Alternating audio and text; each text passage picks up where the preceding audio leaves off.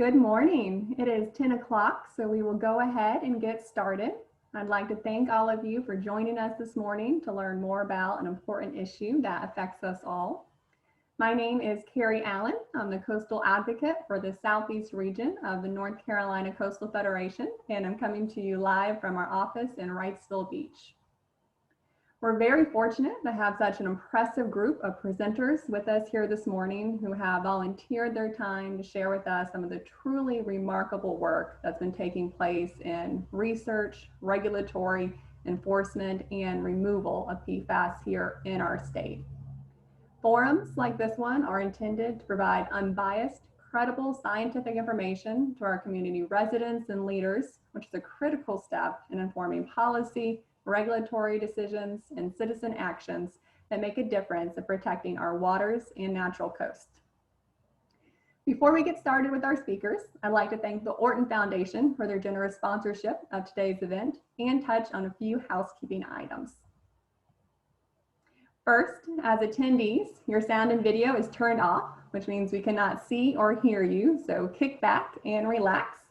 We do want to hear from you, however, and encourage you to ask questions throughout the event. If you have any technical issues or questions, we ask that you use the Q&A feature. And then for questions for our panelists, our presenters, or any general comments, use the chat feature. And if everyone would, go ahead and open up your chat panel. I'm going to ask that you take a look at the drop-down menu there at the bottom and change the default from just chatting with panelists to chatting with panelists and all attendees. That way we can all see the questions each other is asking.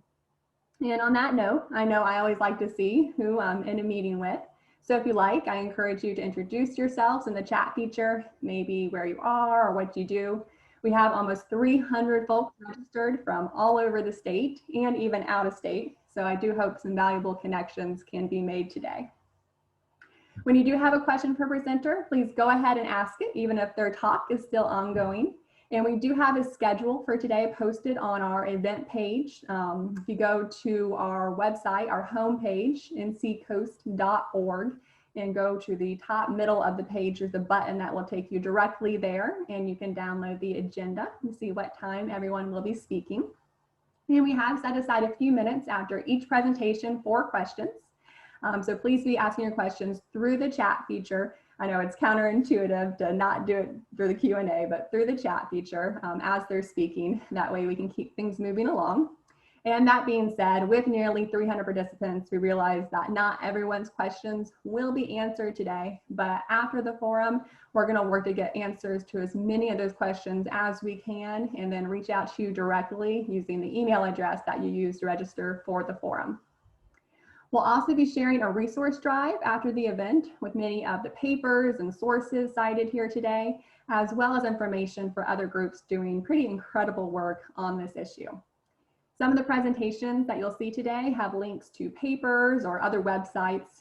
You won't be able to directly click these hyperlinks since it is a video presentation, but rest assured that they will be included in that resource drive.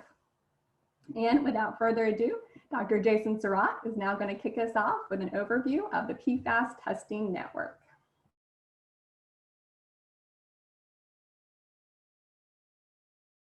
Good morning, everyone. My name is Dr. Jason Surratt, and I'm the current program director for the North Carolina PFAS Testing Network. I first want to thank the North Carolina Coastal Federation for organizing today's event to allow us to share with you all our results that we've obtained thus far on the environmental and health effects of PFASs within North Carolina. As many of you probably already know, the North Carolina General Assembly passed legislation in 2018 that provided approximately $5 million to state university researchers across the state to examine PFAS contamination throughout the environment. So we're currently charged with collecting raw untreated water samples across the state to determine the presence and quantity of PFASs in drinking water sources. We've also been asked to develop computer models to determine which private wells are at most risk for PFAS contamination. We're also currently testing existing and emerging technologies that can be used to remove PFASs from drinking water. In addition, we're also collecting atmospheric samples such as fine particulate matter and gases, as well as rainwater samples to determine the presence and quantity and type of PFASs that might be emitted into the air. In addition to those 4 activities, we've also had some opportunities to take advantage of existing expertise throughout the state in our universities. So for example, we're collecting or gaining more information about potential new sources of PFASs into North Carolina, such as landfill sources. We're also looking at the bioaccumulation of PFASs into aquatic environments, as well as in crops that are relevant to North Carolina. And we've also been looking at the health effects following exposures in mice, as well as looking at exposures in pregnant women. Communication is really important to us, and one of the means that we are reporting our results is through reporting to the state first.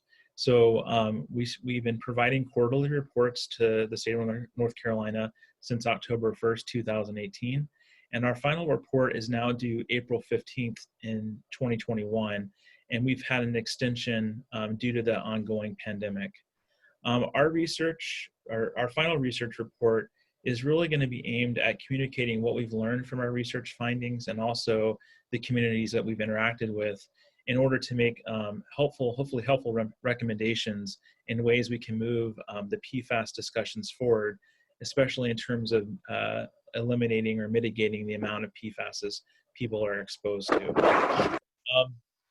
In addition to communicating our results through quarterly reporting to the state, we've also developed a website that summarizes a lot of the ongoing activities within the network.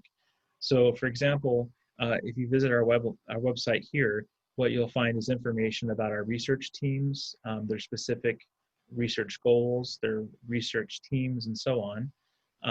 You'll also find information on publications that have come out of the network. So far we have 6 peer-reviewed publications. 1 is currently in peer review. So I encourage you to check that out if you're curious about our scientific publications. We also have a link here to data, and right now we currently have all of round 1 water sampling from across the state provided here in this link. In addition, we have some other resources that I'd like to mention. Most importantly, our monthly newsletters. Anyone's welcome to subscribe to our monthly newsletters. These typically come out at the very end of the month. And if you subscribe, you can also look at our previous newsletters. The newsletters contains information from the project management team, sort of providing updates about what's been going on in the network, upcoming seminars and whatnot. And then also it has information about publications from the network, or also publications from our colleagues outside of North Carolina that are also working on PFAS. So everyone kind of stays up to speed about what's been going on in the research arena, if you will, related to PFASs. So this is a useful newsletter, and I think a lot of our subscribers have been really happy to receive ongoing information from the network. Finally, I just want to say a few words about the fact that we really value your input and also feedback, and also participation in events such as this. And so here I'm showing pictures of all of our PIs that are involved from across the state. And in today's event, we're lucky to have Professor Detlef Knape from NC State, Heather Stapleton from Duke, Professor Ralph Mead from UNC Wilmington, and Professor Jamie DeWitt from ECU. These 4 are some of the leading experts in PFASs from North Carolina. So we have representation here from our water sampling team, our technologies to remove PFASs from drinking water, our air sampling team, as well as the health effects studies team. So with that, I thank you again for your time and your attention, and I hope you enjoyed today's event. Thank you very much. Have a great day.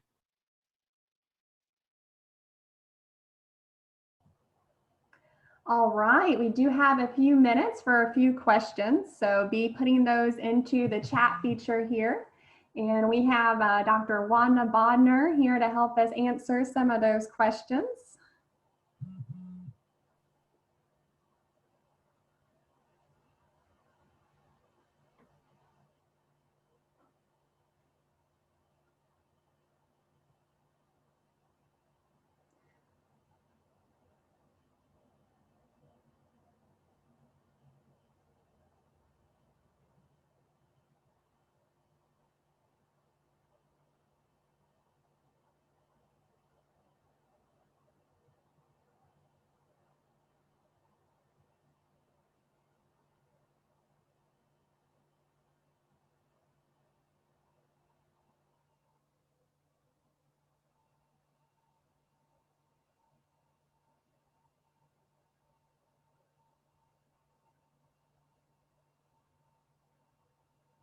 So I see one question: how will the drinking water test results be provided to the general public in an understandable way? So currently, as we do our water testing and verify the results, we send a report to the water system, and that's for the raw, untreated drinking water sources. The results will be provided to the general public through a data hub. So we have a data science and management team that's working with our researchers to take their raw data and the results and put it into a database that can then be accessed through an online portal, where you'll be able to then visualize the data in a number of different ways, looking up individual PFAS, looking at your water systems.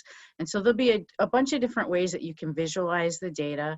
And there'll also be links to contact the researchers for more information if there's something you don't understand.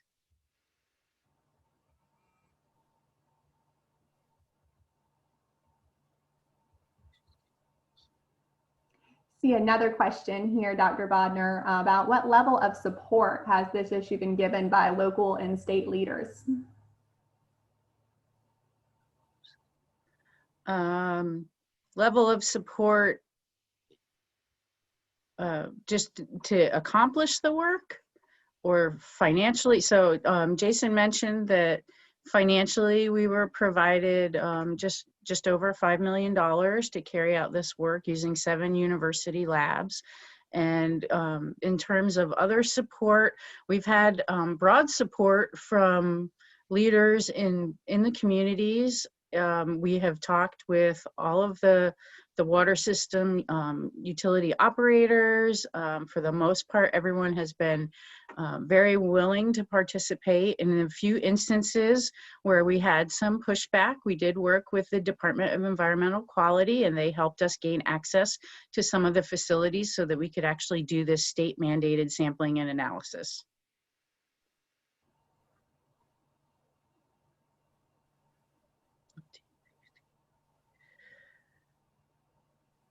Okay, DEQ is not able to use this data for regulation, but they can use it to inform additional testing that they're going to do that can be used for regulation.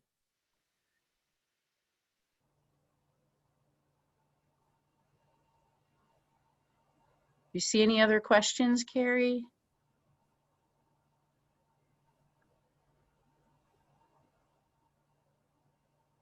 Oh, okay, sorry, I didn't read the question first. I'll do that next time.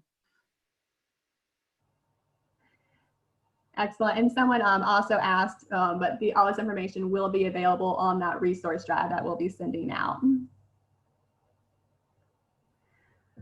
All right, thank you very much, Dr. Bodner. As the presentations are going, feel free to get those questions in there, and we'll do another Q&A session in a few minutes. All right, so for our next presentation, we have Dr. Detlef Knappe, and he's going to give us an update on PFAS occurrence in North Carolina drinking water sources.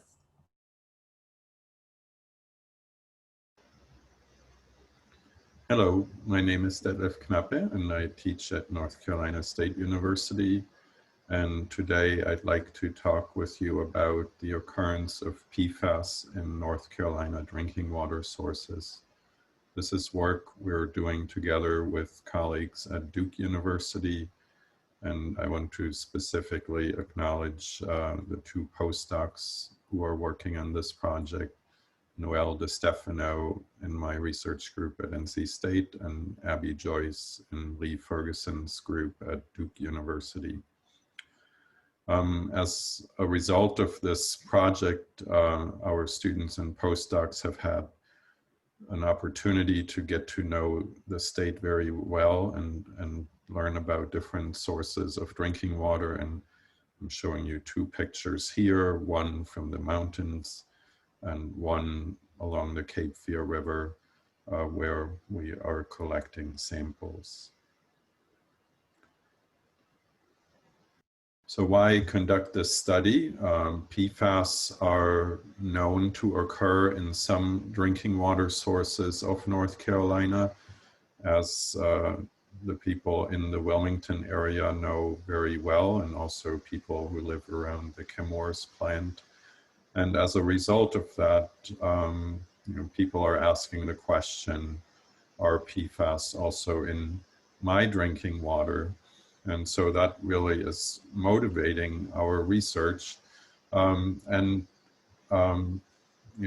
Just maybe for a minute, let me talk about sources of PFAS. How do they enter our drinking water sources?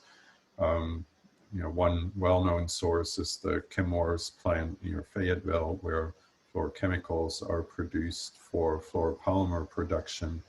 And that has led to the discharge of contaminated wastewater into the Cape Fear River, and also to emissions of PFAS into the air. But in addition to Chemours, there are many other sources of PFAS, and that includes industries that use PFAS and may discharge wastewater into municipal sewers, and wastewater treatment plant that might accept landfill leachate. And our wastewater treatment plants are not equipped to remove PFAS efficiently. And as a result of that, the majority of PFAS entering a wastewater plant will leave the wastewater plant with the treated wastewater and enter surface water. And other PFAS may partition to the biosolids or sludge, and a lot of the sludge is land applied, and runoff from those fields can lead to PFAS introduction into surface water and groundwater. In addition, firefighting foams, also known as aqueous film forming foam, or AFFF, is an important source of PFAS, and AFFF has been used extensively for firefighting and firefighting training at military bases and civilian airports, and also in firefighting training areas of community fire stations. And as a result, we see PFAS in some places in private and public drinking water wells, and in surface water that serves as a source of drinking water. And that has led to a water treatment burden, because a lot of our drinking water plants do not effectively remove PFAS. And that has then in turn also led to community concerns. So we were tasked to sample almost 400 drinking water supplies around the state. And that includes groundwater sites as well as surface water sites, and it includes municipal drinking water sources as well as county water sources. And a first challenge was to design our sample collection trips. So we worked together with our GIS group at NC State, led by Helena Medosova, who optimized our trip routes, as you can see here by the red animated trips. We've completed one round of sampling, and we're in the middle of round 2. We did get delayed as a result of COVID, which has eliminated access to a lot of drinking water plants, because utilities are, of course, very concerned about the health of their staff and their continued ability to provide safe drinking water during this time. So let me jump right into the results. We have a method that targets more than 50 PFAS, so it's more extensive than typical standard EPA method for the analysis of PFAS in drinking water. And this slide is quite busy, so let me walk you through it. On the y-axis here, you see the PFAS concentration in nanograms per liter. And this is on a logarithmic scale, so we can better distinguish what is happening at low concentrations, while at the same time also able to show what is happening at higher concentrations. And on the x-axis, we have the individual PFAS that we target, and here in green, are some of the more commonly known PFAS, the perfluorocarboxylic acids and perfluorosulfonic acids. And they are also the compounds that occur most frequently in our drinking water sources. And the frequency of occurrence is shown by these little pie charts here, and it's blown up a little bit more up in this corner. The gray part is the fraction of samples that where we did not find the particular PFAS in question, and the red part would show the frequency of detections. So if a quarter of the pie is shaded red, that means we found that particular PFAS in a quarter of the sample that we collected and analyzed, which is 376. So, the pie charts show that the carboxylic acids here are the most frequently detected, followed by some of the sulfonic acids that we're targeting. So then each blue dot here represents the result for a given sample. So the concentration for this particular sample could be read off by going over to the left and reading the concentration. And then the boxes indicate here the median concentration by this thicker black bar. So that means 50% of the samples were above that median concentration and 50% of the samples were below. Also shown here are the EPA health advisory level at 70 nanograms per liter for the sum of PFOA and PFOS, and the North Carolina DHHS health goal for Gen X at 140 nanograms per liter.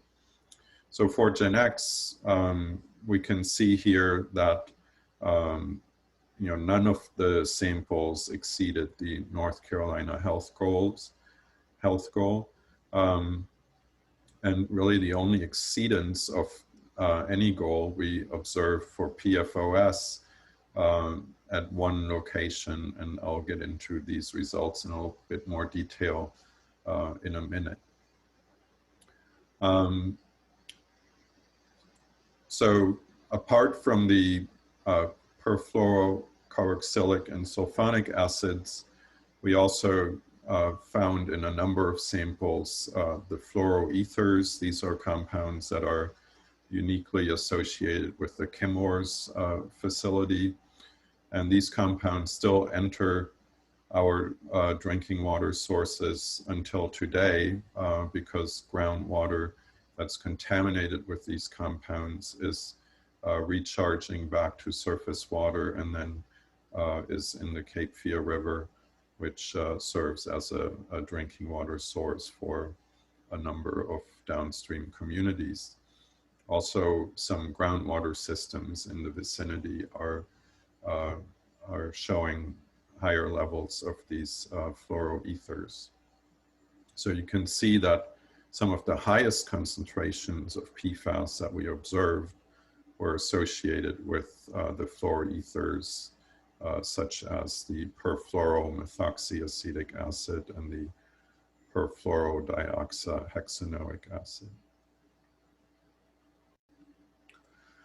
So, another way to summarize our results is to see how many systems in the state are more heavily impacted, and we decided to use the EPA health advisory level as a guidepost, but we summed the concentrations for all PFAS that we found in a particular water sample. And so what you can see here is the dashed line indicates the 70 nanograms per liter. And then up here are the systems that exceeded the 70 nanogram per liter level of PFAS in the drinking water source, while the remaining systems had PFAS concentrations below 70 nanograms per liter for the total of 55 PFAS that we targeted. And a large number of samples have either no detectable PFAS or very low detectable PFAS.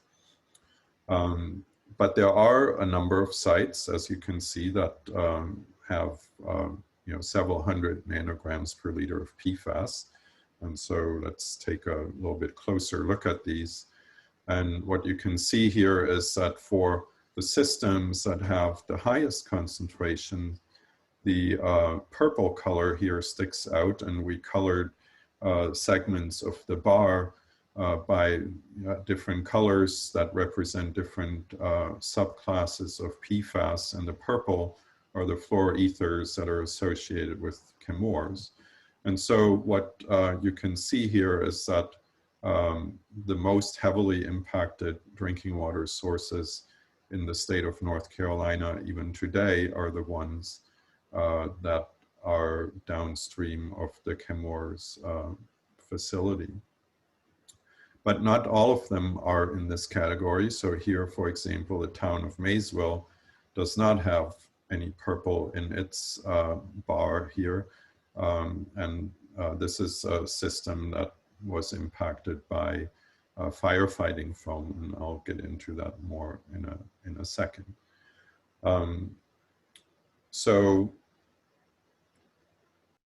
geographically, then, where do we find the highest concentrations of PFAS in drinking water sources? So almost all are located in the Cape Fear River Basin. One exception is the town of Maysville here that had this AFFF or firefighting foam impact. The larger circles are the ones downstream of chemours, but there are also impacts up in the upper headwater region of the watershed, where industrial wastewater discharges through municipal sewers lead to higher PFAS concentrations in the Haw River and the upper reaches of the Cape Fear River. So one case study for the town of Maysville, it's a small town of about 1,000 residents, and drinking water came from a single groundwater well. This well was sampled by us on May 7th of 2019, and we found high levels of PFAS. The sum concentration was 323 nanograms per liter. And high levels of PFOS and PFOA, the sum of which was 103 nanograms per liter, which is above the EPA health advisory level of 70 nanograms per liter. We notified the town within 10 days of this result after confirming it both in the Duke and NC State laboratories. And within a month, by June 10th of 2019, Maysville was on an alternative water source. They were able to switch over to the Jones County water system that was essentially PFAS free. I want to also highlight the need to conduct studies over time, especially for surface water systems. Concentrations can be highly variable. So the result for any single sample may not be representative of the totality of exposure that people may experience during the course of several years.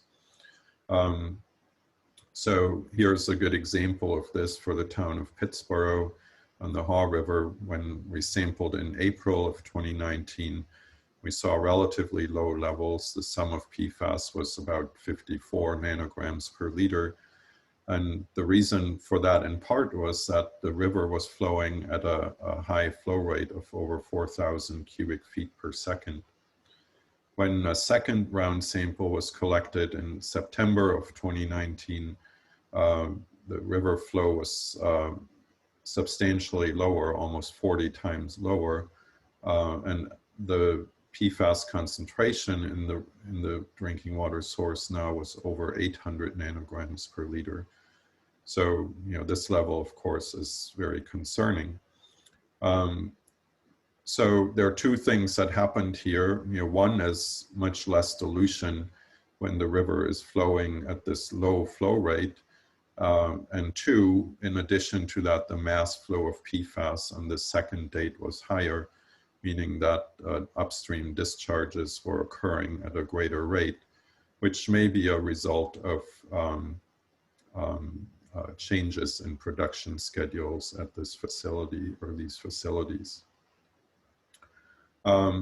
Here's another example where concentrations did not change as much, and also the river flow rate during these two sampling dates was relatively similar, near 2,000 cubic feet per second on the Cape Fear River.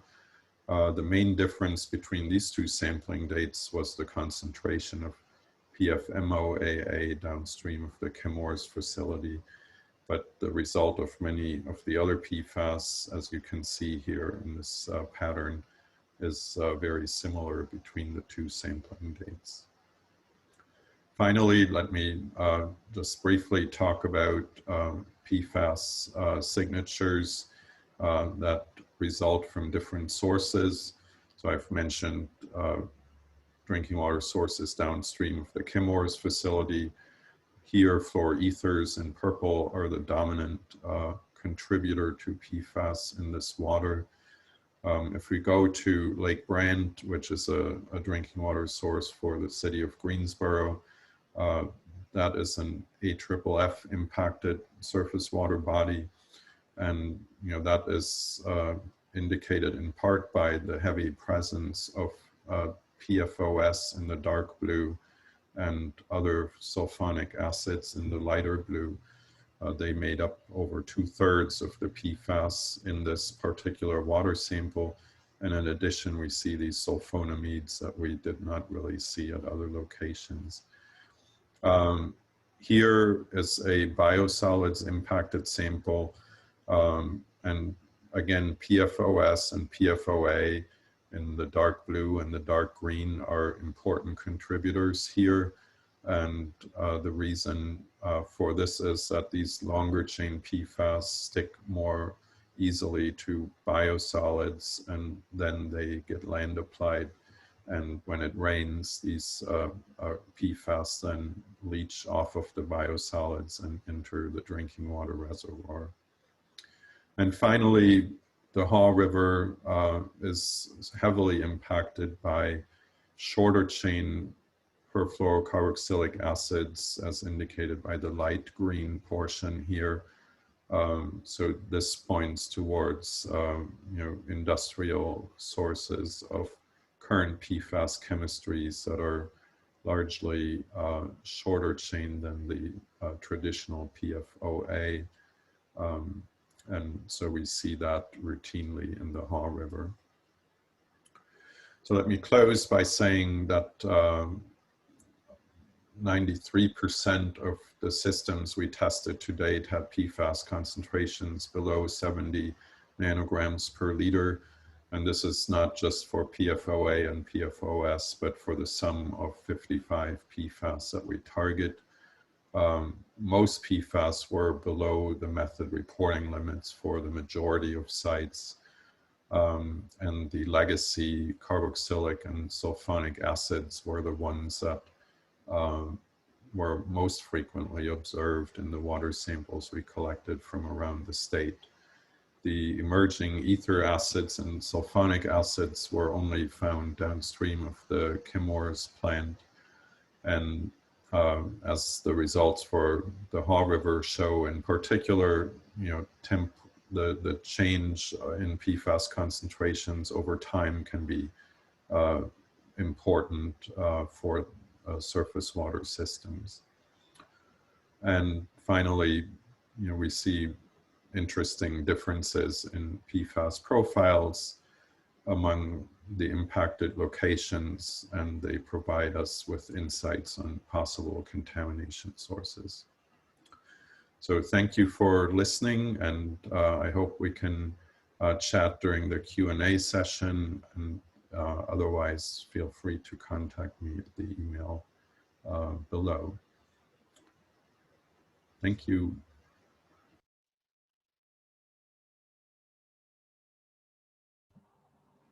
Excellent. Thank you very much, Dr. Knappe. And we have some very good questions coming in over the chat. Dr. Knappe, are you able to see those? I can. Do you want me to just kind of start Go for reading it. them, or do you want to pick them? Excellent. Well, we can start. A lot of good questions coming in. One I saw asking about if data from this effort are planned to be integrated into any type of national efforts or sampling. Yeah, so the question specifically mentions the unregulated contaminant monitoring rule, which is a program that EPA has to assess national occurrence of unregulated contaminants in drinking water. And, I would say that, the data that we are collecting will not be directly used in such an effort because the unregulated contaminant monitoring rule only assesses finished drinking water, whereas we focused on the drinking water supply. Also, the unregulated contaminant monitoring rule only for the majority of the samples that are collected, they only are collected for utilities that serve 10,000 people or more because of the financial burden associated with the cost of the analysis. But that also means that a lot of small systems often fall below the radar. So the way I view our data are that the way I view our data set is that we really have now a comprehensive assessment of PFAS occurrence in drinking water sources around the state of North Carolina, including for the majority of systems that are classified as small systems that would otherwise not be covered by efforts like the unregulated contaminant monitoring rule. So we have a much more comprehensive knowledge now of PFAS occurrence throughout the state of North Carolina.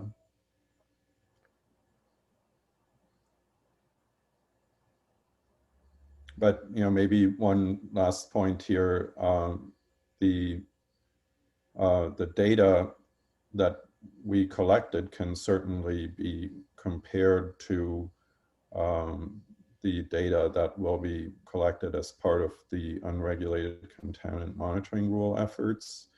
So it, especially for surface water systems and for drinking water plants that do not have treatment processes in place that remove PFAS, these data sets would be complementary in the sense that we gain a better understanding of the variability in concentrations over time.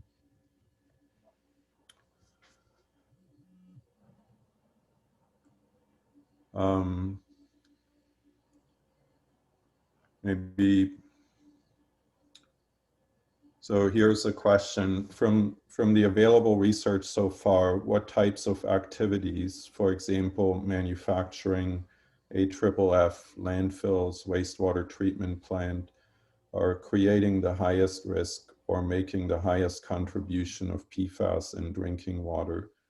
Is the risk equal for surface water and groundwater? So I think that's a really good question in the sense that we need to think about what are the ways that we can reduce PFAS introduction into the environment in the first place, and where should one start to have the biggest impact. And so the one challenging aspect to this is that, and I tried to point this out with the last slide of the different PFAS signatures associated with different PFAS sources. The impact or the source is different in different locations. So I think the first step in understanding how can we have an impact on reducing sources is to understand the PFAS signature, which tells us something about where PFAS may be originating.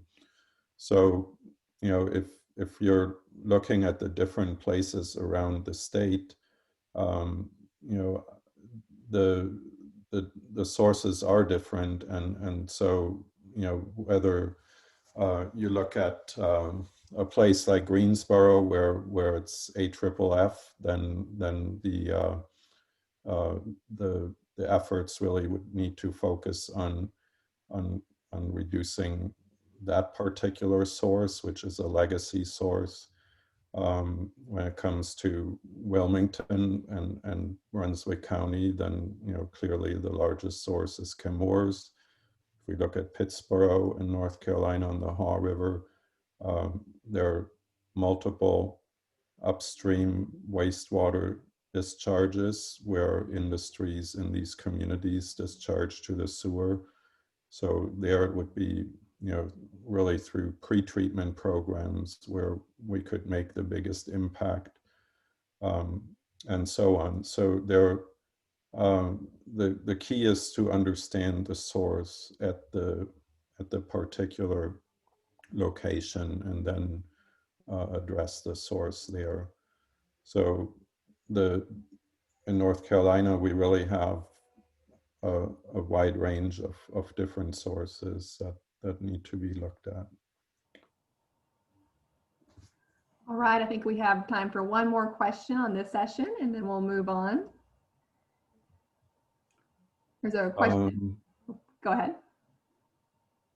Yeah, that's...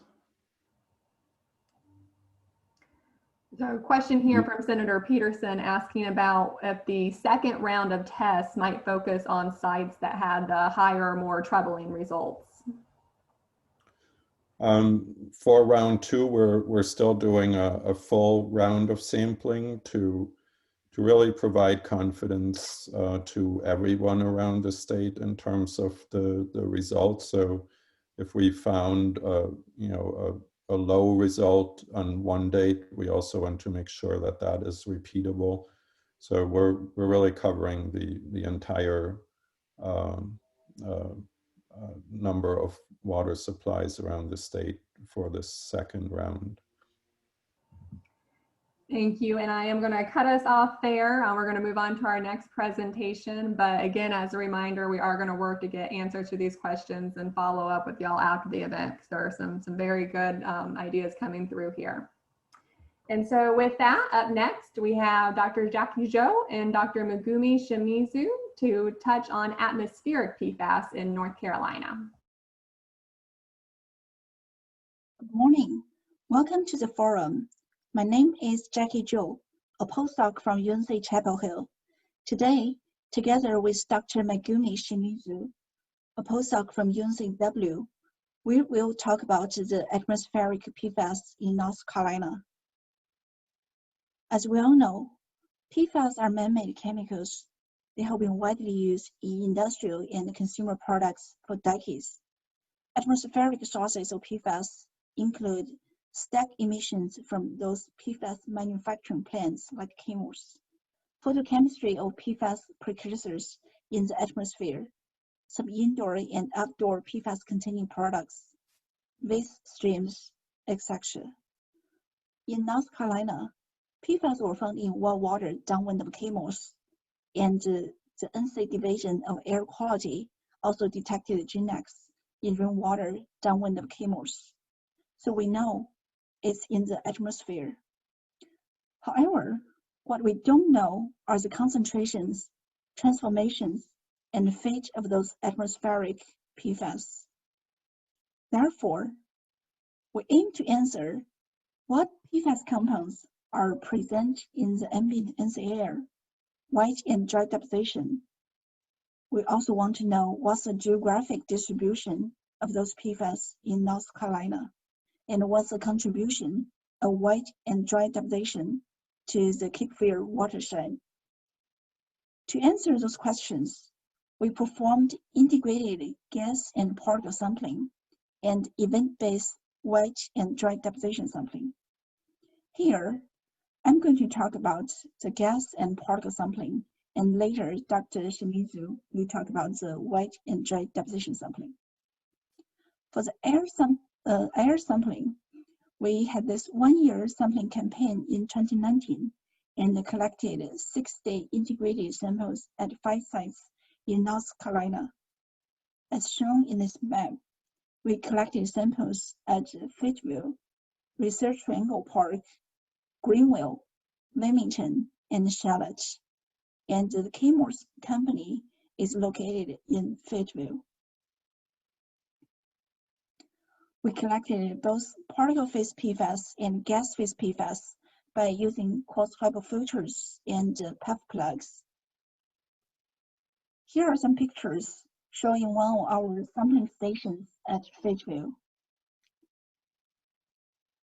Once those samples were collected, they were shipped back to our labs in UNC Chapel Hill and were extracted with methanol and eventually analyzed for PFAS using Science Triple Quad LCMS.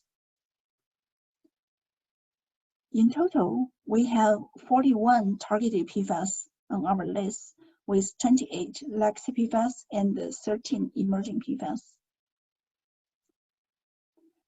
This table presents the quarterly PFAS concentrations we measure in PM 2.5 with the unit of picograms per cubic meter.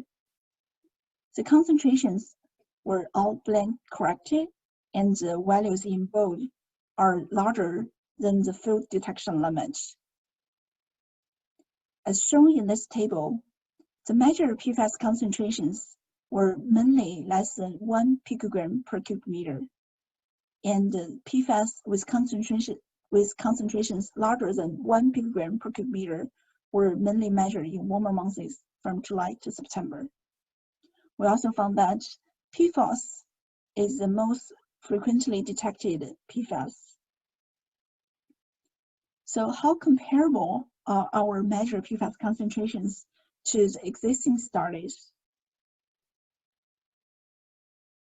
We have this summary of ambient PFAS air concentration measurements in Europe and Canada. As shown in this table, we can see that the concentrations actually measured in our study are comparable with those literature measurements. This figure presents the PFAS concentration in PM 2.5. We found relatively high concentration of PFAS in Wilmington during July to September. Given the considerable water contamination, here actually refers to the PFAS contaminated Haw River, and because the surfactant properties of PFAS, we think bubble bursting and wave breaking of those contaminated water may be the most plausible explanation for the high concentrations we measured at Wilmington, and also the fact that the highest concentration were mostly observed during the photochemically active months of July to September. This also points to the possibility of atmospheric formation as well. Okay, now Dr. Megumi Shimizu from UNCW will talk about the PFAS in deposition in North Carolina. PFAS in the atmosphere that Dr. Joe just showed could impact waters through atmospheric deposition. Atmospheric deposition is a process that removes the gas or particles from the atmosphere to the earth. There are two processes, wet deposition and dry deposition. Wet deposition usually occurs with a precipitation such as rainfall or snowfall. Dry deposition includes the settling of particles due to gravity. The results I show you today is a research done by Rachel Mott and Ariel Potter, graduate students at UNCW. We have 6 sampling sites across the state. At Wilmington, we have UNCW Deposition Monitoring Site, equipped with automatic dry and wet deposition samplers that are in the picture right side. We have been collecting event basis wet deposition samples and 2-week continuous dry deposition samples here. At the other 5 sites, our collaborators have collected 3 of each wet and dry deposition samples in winter and summer. In this presentation, I will show the results from winter dataset. We measured 6 compounds using liquid chromatography coupled with tandem mass spectrometer. On the table, first 4 are emerging PFAS associated with Chemours Fayetteville worksite, including GenX, and 2 legacy compounds, PFAS and PFOA. This table shows concentrations of 6 PFAS in wet and dry deposition at our sampling sites. Wet deposition concentrations are in nanogram per liter, and they are in blue colored. And dry deposition concentrations are nanogram per square meter per day, and they are in orange colored. Most of the compounds were detected more than once in a Wilmington site, and most of the highest concentrations were recorded at Wilmington site. But please note that we have more samples in Wilmington than other sampling stations. PFAS and HFPODA were most frequently detected across the state. This is a summary of our Wilmington site data collected from December 2018 to December 2019. The pie chart shows the detection frequency of each compound in the wet deposition on the left side and the dry deposition on the right. Dark gray is the portion of detected samples. We found PFAS and HFPODA and PFMOAA are more frequently detected than the rest of the compounds in both wet and dry deposition. The plot shows the detected concentration and flux in wet and dry deposition. We converted a PFAS concentration in wet deposition from nanogram per liter to flux, which is in the unit of nanogram square meter per rain event. So you can compare the darker gray bars between wet and dry depositions. Please note that y-axis is in log scale, meaning we detected a wide range of fluxes. Also, you can see that wet deposition has higher flux per event than daily flux through dry deposition.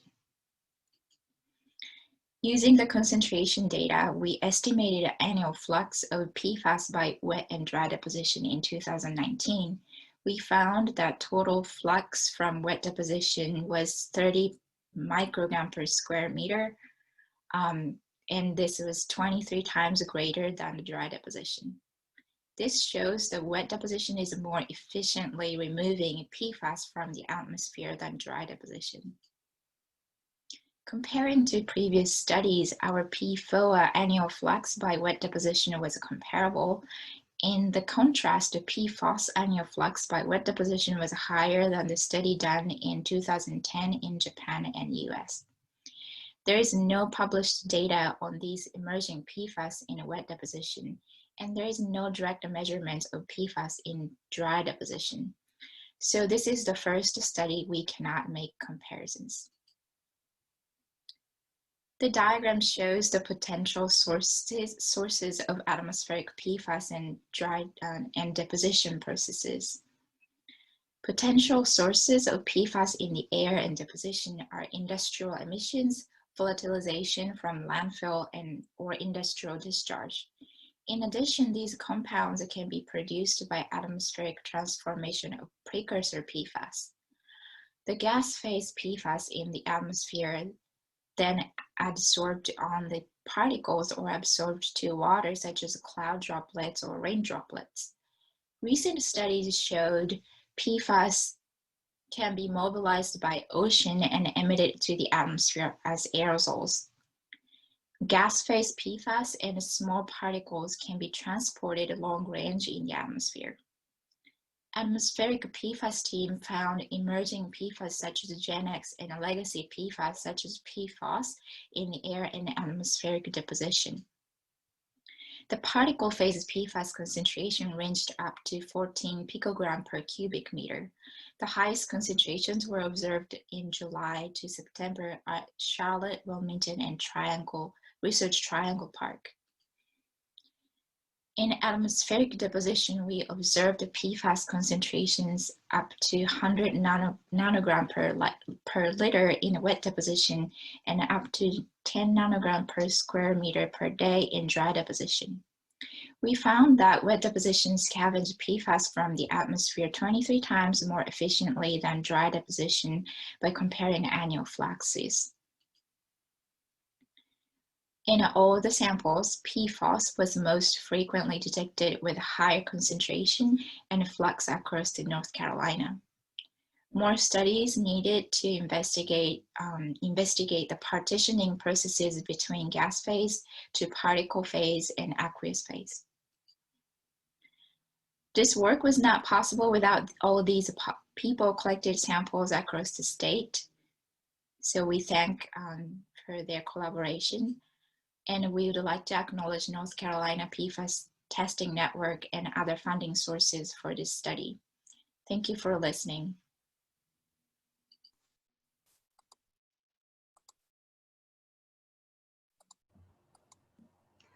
All right, we do have a few minutes for questions. If anyone has any questions on atmospheric PFAS in our state, we'll give folks just a minute to type some questions.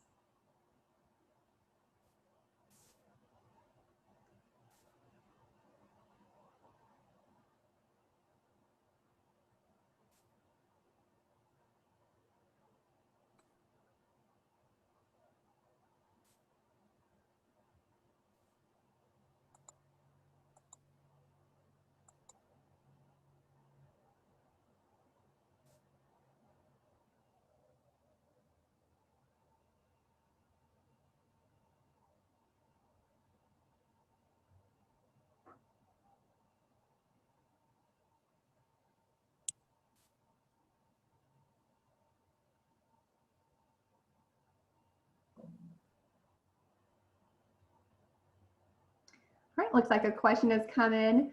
What do you think might be the source of atmospheric PFAS about RTP? Well, I guess I can pick up on that question. I think it's a good question. With our measurements, actually, it's hard to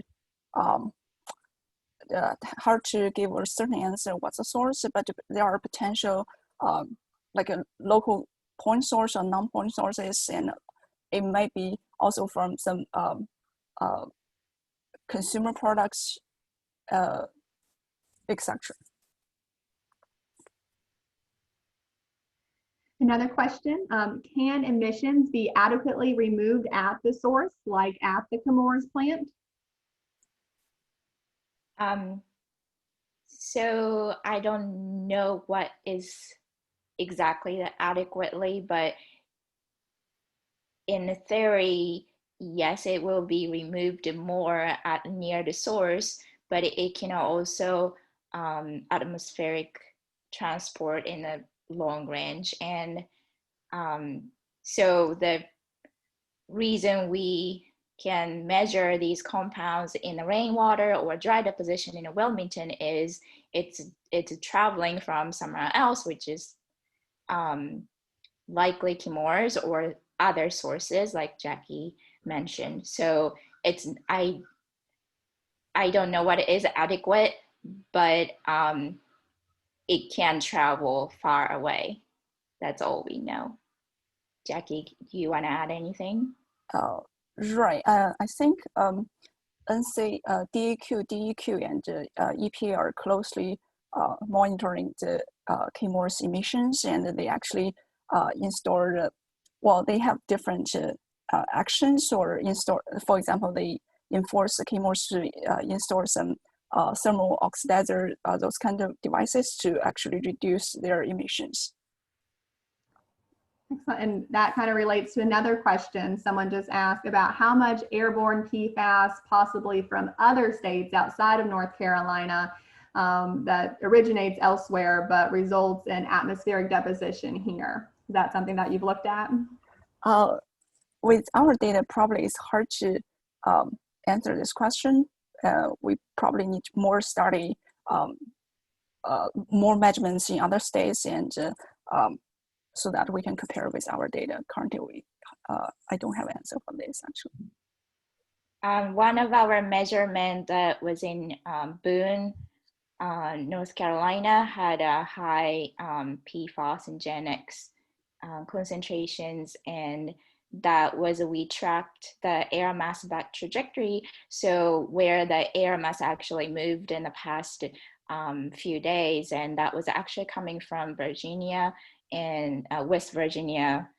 So that could, the source from the other states can be carried to the state of North Carolina. Thank you very much. And with that, we'll move on to our next presentation. But again, we'll work on some of these questions that we're getting in. So next up, we have Dr. Heather Stapleton, and she is going to speak about residential water filters and what works best to remove PFAS. Hello, everyone. My name is Heather Stapleton, and I'm going to be talking to you today about research on using point-of-use residential water filters to remove PFAS. Let me set this up here. Okay, so I'm assuming most people here are very familiar with PFAS, per and polyfluoroalkyl substances. These are man-made chemicals that are used to provide both water and stain repellent properties to a number of different textiles, polymers, and other consumer products. For example, they can be found in textiles like clothing, potentially upholstery, rugs, etc. They're also found in food packaging, nonstick cookware, and are used in some firefighting foams. The properties of these chemicals that confer the stain and water resistance also lead to their persistence in the environment or their resistance to degradation.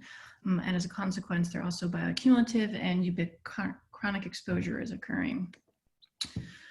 This is a concern in North Carolina, but not just North Carolina. There's also other areas of the United States and globally in other countries where PFAS are becoming a problem.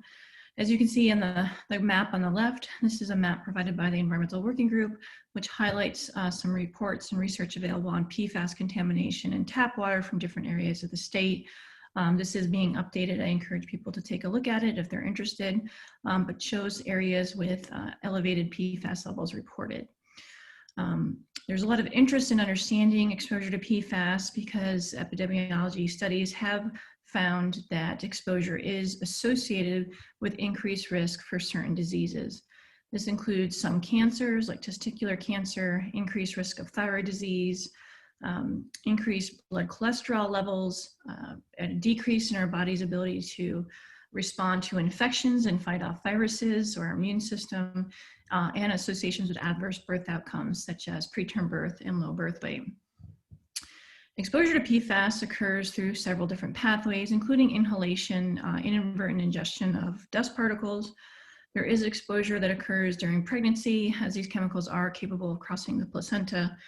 But by and large, it's believed that most of our exposure in the general population comes from exposure through food. So particularly food that may have some transfer of PFAS from food packaging, or produce that may be grown in areas where PFAS is present in the soil or water, or drinking water that's contaminated by PFAS.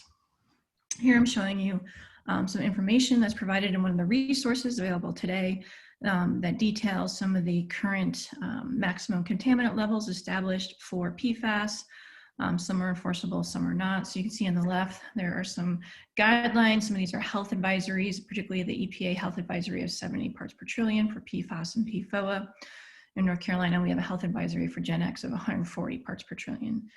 This is in contrast to enforceable MCLs that are established in other states, which you can see vary by both the state and the PFAS based on their hazard of the various PFAS and their toxicological profiles. So we know PFAS is a problem in some areas of North Carolina, specifically in the area in Bladen County and southeast in Wilmington, following the identification of GenX in the Cape Fear River Basin occurring from Keymore's facility. which unfortunately contaminated drinking water sources southeast of that plant in and around Wilmington. However, PFAS are also found in other drinking water supplies across the state. Here I'm showing you some data from one of our recent publications in which we documented the levels of PFAS in different tap water samples from different municipalities around central North Carolina. So what you can see here on the left, these are called bean plots, and this is representing the various measurement of 11 PFAS, total PFAS measured in these water samples from different areas like Cary, North Carolina, Durham. Owasso is the utility that represents Chapel Hill, Pittsboro, and Raleigh. Please note that this is a log scale. So the levels of PFAS in these samples varied from 7 to 729 nanograms per liter with an overall median of 62. Levels were highest in Pittsboro and varied considerably. And you can see here that these large lines represent the median in each sample. So there was definitely some variability across these samples. And here, these are all surface water sources for drinking water, which were elevated compared to the well water. It's a little bit different than the trend we observe in southeastern North Carolina. So following these analyses, there were a lot of questions raised about how someone can reduce their exposure to PFAS if they knew that these were present in their tap water. So what could a homeowner do? Were there filter options available?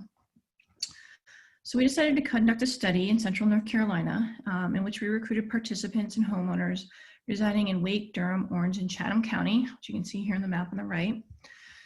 For this study, a research team visited every home and we collected a 1 liter water sample from the faucet in the home that was not part of the filtration, so unfiltered water, or water coming into the home that was not filtered. After that, we also collected a 1 liter sample that was filtered with whatever filter the homeowner had in their house or had installed in their home.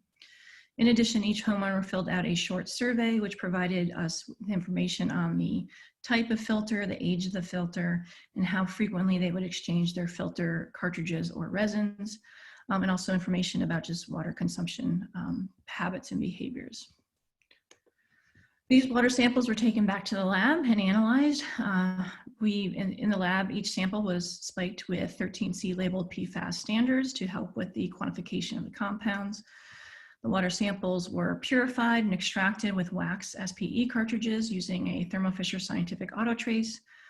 Extracts were concentrated to 1/2 ml and then subsequently analyzed using liquid chromatography tandem mass spectrometry.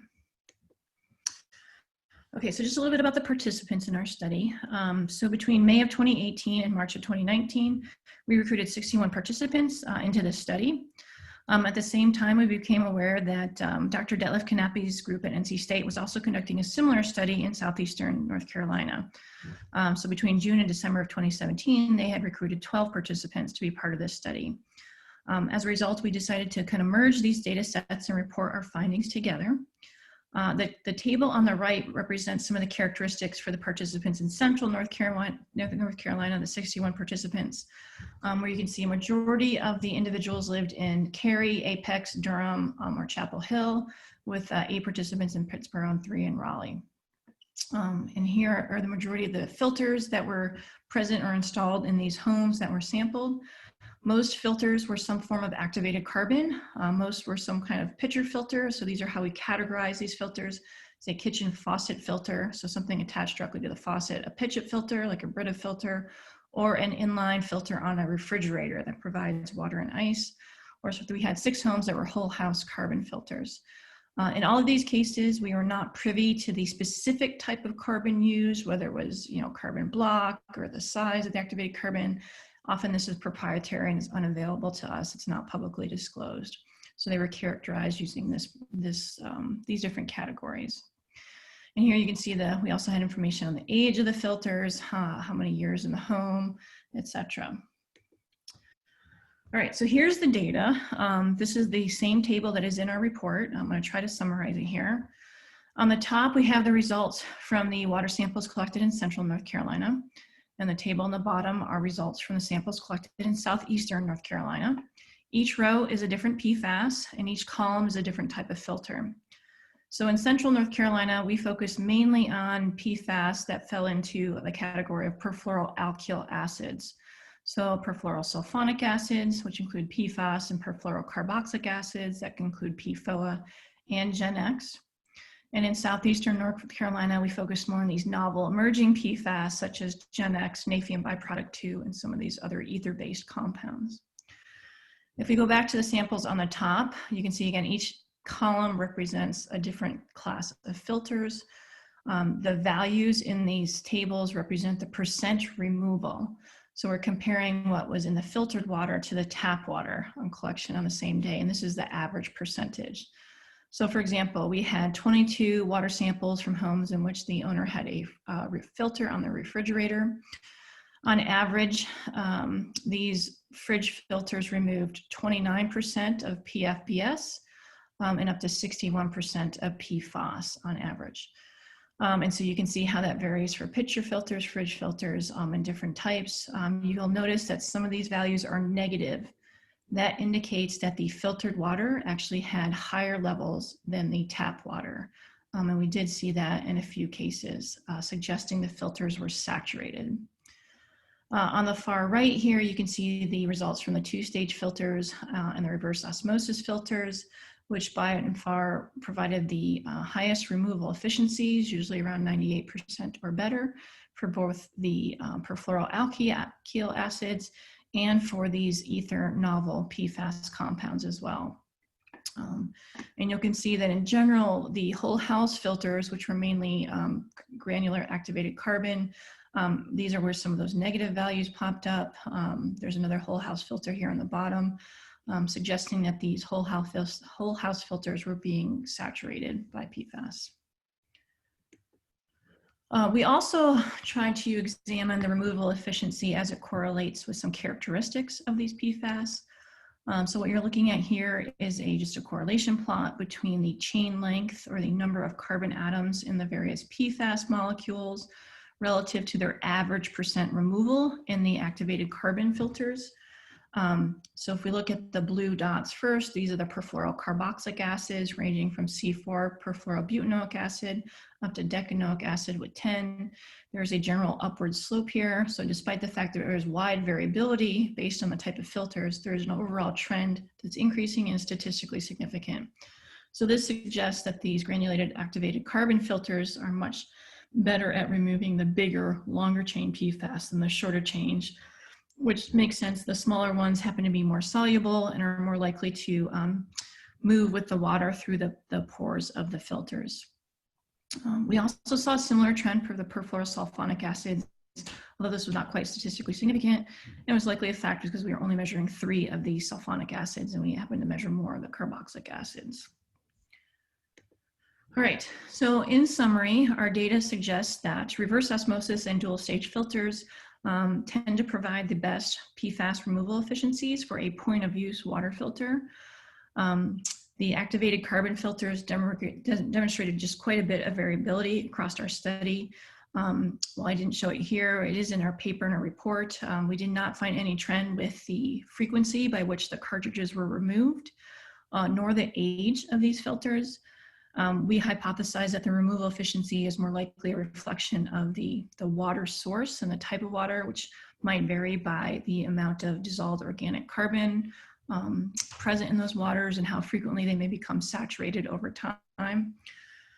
And our results suggest that some of these whole house point of entry systems may not work as well for removing some of these PFAS and may be vulnerable to saturation and require more frequent exchange of the resin materials or cartridges in those systems. For further information on our findings, I welcome everyone to look at our publication, which is published in the journal Environmental Science and Technologies Letters. You can follow the link here at the bottom. It is open access, so everyone should be able to download a copy of this report.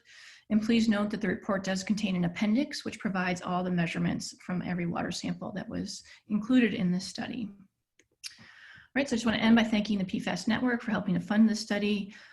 George Tate, Brian Lucan, and Sam Cohen, and Catherine Castleman for all their help and assistance in this study, and Jane Hoppin from NC State University.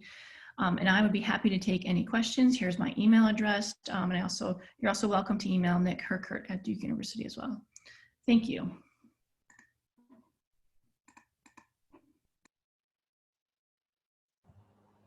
All right, thank you very much, Dr. Stapleton. And if people have questions about those residential water filters, feel free to go ahead and put them in the chat.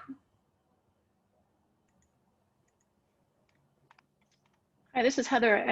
I have seen some questions come in over the chat during the presentation, and I thought I would just start by addressing a few of those. So one of the questions said, is there any way to reduce PFAS consumption from food other than avoiding food packaging? This is a really difficult question to answer. There are some reports from some organizations such as Silent Spring, Green Policy Institute, that provide some reports on food packaging that has been analyzed for PFAS and what they found, where they found it. But that's a different question than what we actually get exposed to through consumption of the food. There have been some studies suggesting that people that eat home and make their own food have a tendency to have lower contaminant levels than people that eat out more frequently, which is thought to be due to the food packaging issue. But it's really hard to know where the specific exposure is occurring, from what type of food packaging and what type of foods. It makes it really challenging. But I will say there is ongoing research to understand exposure to PFAS from homegrown foods and produce that might be grown in PFAS impacted areas. So that is ongoing. And I think there was another question about consumption from food packaging. How is that currently being measured? I think I've just addressed that. Is there differences between hot versus cold food? That, to my knowledge, has not been evaluated very well. And I think a lot of it depends on the type of food as well, and the contact time, the type of PFAS, so it's a little difficult to address. There are other questions. Some things come into the chat so quickly, it's a little difficult to follow along. I see one here at the bottom that says, not everyone has the resources to purchase an RO system for their home. I agree with that. They can be relatively expensive. We do like to make the point that any filter is a benefit as opposed to no filter. While the pitcher filters and refrigerator filters were not as effective as RO systems, they did remove some of the PFAS, but it is very important to exchange those cartridges frequently if possible. We did see some that were saturated before the recommended time point for exchanging the filters, and some of that's going to due to differences in the water system. But changing them frequently is very important. So I see another question here. How much of an effect can bathing in contaminated water have on the body? Do we absorb these contaminants through the skin? Based on current information available from animal studies, it is believed that dermal absorption of PFAS is very minimal to negligible, and that most of our exposure is through actual ingestion or potentially inhalation of what we call precursors that may be more volatile and found in the air. So there seems to be no concern about bathing or showering. We would just want to avoid ingestion. Let's see. Do you have an idea of how long it took these whole house filters to become saturated? We do not. That was not evaluated. And I think that is going to vary depending on home and the volume of water going through those filters and the presence of other organic compounds in those filters, the type of DOC, etc. Was there a measurable concentration in the RO concentrate, and what would be the impact on municipalities' ability to treat if RO became more widespread? That's a very good question. We did not evaluate the PFAS in the RO concentrate, but presumably that's where all the PFAS are going, into that concentrate that just ends up going down the pipes and back into the wastewater treatment system. So it is another question, I think, pressing researchers right now, and trying to understand better ways to actually degrade PFAS instead of having this cycle where we just recirculate them through the environment. Okay, so I see there's just some additional comments. If anyone sees any questions that I missed, please feel free to let me know. We are actually perfect on timing. Okay. So, well, I'll let you. There's one new question that just came in. I'll let you answer, and then we'll move on.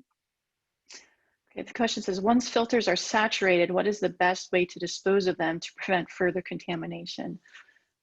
That's another excellent question. I'm not sure we have some options, at least to my knowledge. Maybe Detlef has another suggestion. Most people are discarding these into the trash and ending up in landfills. And that's certainly a problem for the future of PFAS and long-term maintenance. So that is another issue I think that we need to consider. All right, thank you very much, Dr. Stapleton. Next up, we have Dr. Jamie DeWitt, who's going to speak on immune investigations of some of the understudied PFAS found in the Cape Fear River. Hello, I'm Jamie DeWitt, faculty at East Carolina University. I'd really like to thank the organizers for inviting me to talk about some of the data that my laboratory has been generating for the PFAS testing network. We're specifically trying to answer questions about how emerging PFAS in North Carolina affect the health of the immune system. The health of the immune system is probably something that we've all been thinking about a lot more often than usual because of the COVID pandemic. The quote that I have here is from Andrea Amico. She's an activist who lives in the Northeast, who also lives in a PFAS impacted community. Because we know that PFAS impact the immune system, many of us are wondering how these exposures may affect somebody's ability to fight off COVID if they're infected.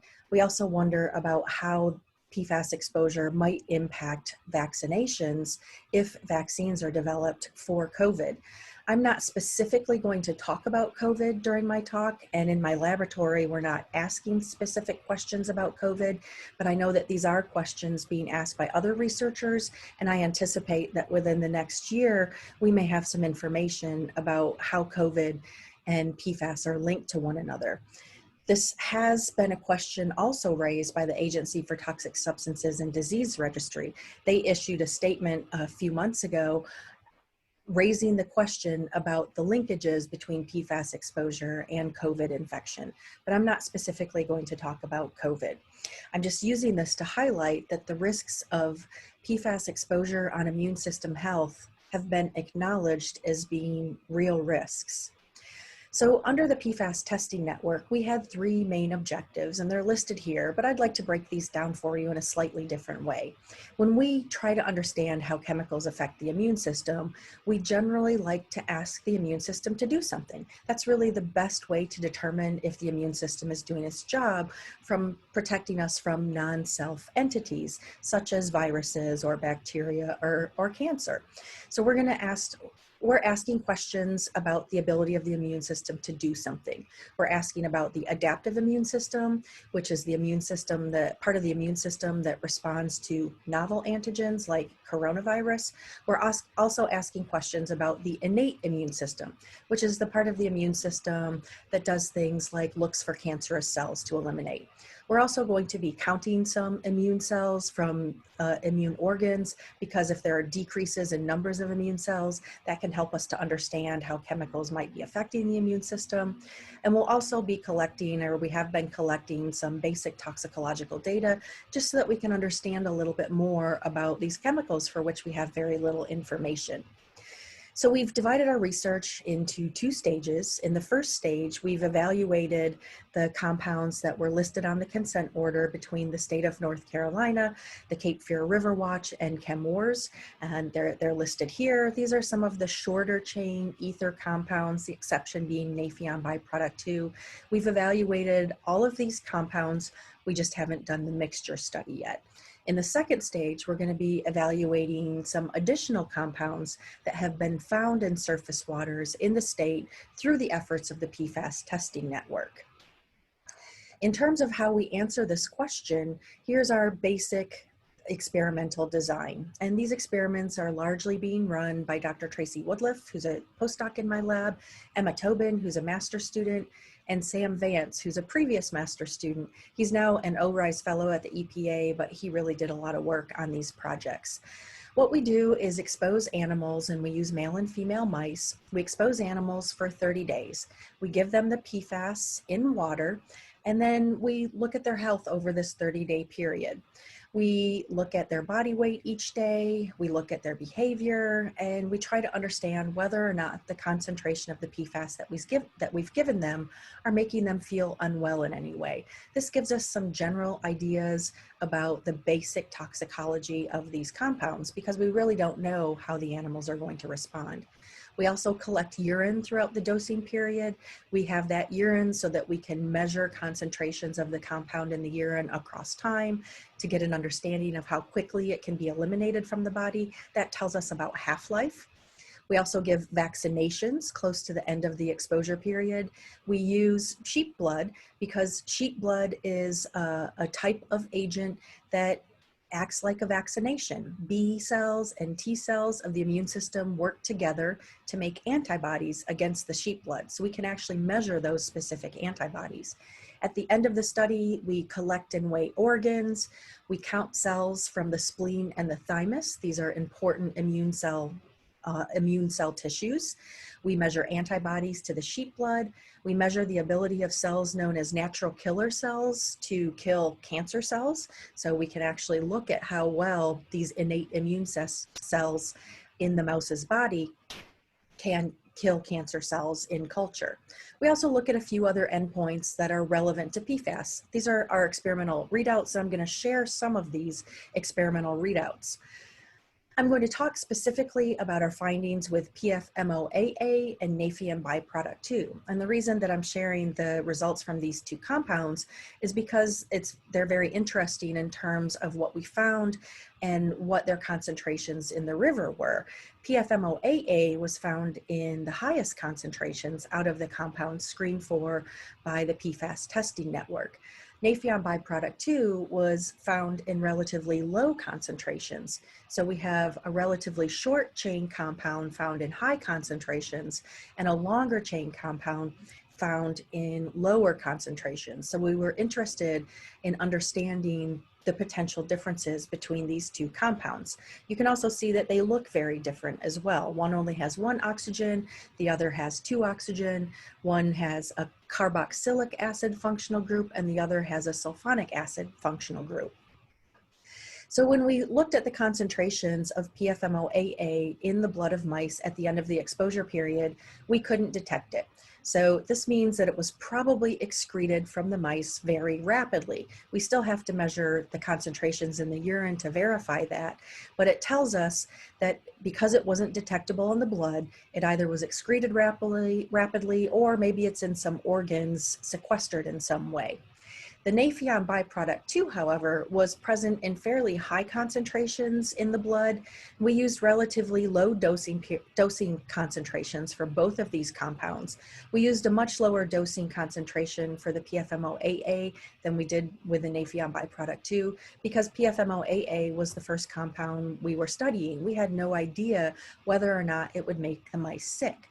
We used a different concentration for Naphthalene byproduct 2, but you can see that it was detectable in the blood of the mice at relatively high concentrations. We collect information on weights of the liver. Typically, when mice and other rodents are exposed to PFAS, the weights of their livers increase. So this tells us about whether or not new PFAS that we're studying have effects that are similar to some of the other PFAS about which we know a great deal more. And if you look at the top figure, you can see that male and female mice exposed to PFMOAA didn't experience any increases in the weights of their liver. And we correct the weights of the liver to the weights of the bodies. So this doesn't reflect differences in the size of the mice. We also included a positive control group for PFOA because we know that PFOA is going to increase weights of liver. We also know that it's going to do several other things. So we can use it as a marker to verify that we were running our experiments properly. If you look at the bottom figure, all of the dose groups of Naphthalene byproduct 2 for both male and female mice increase the weights of the liver.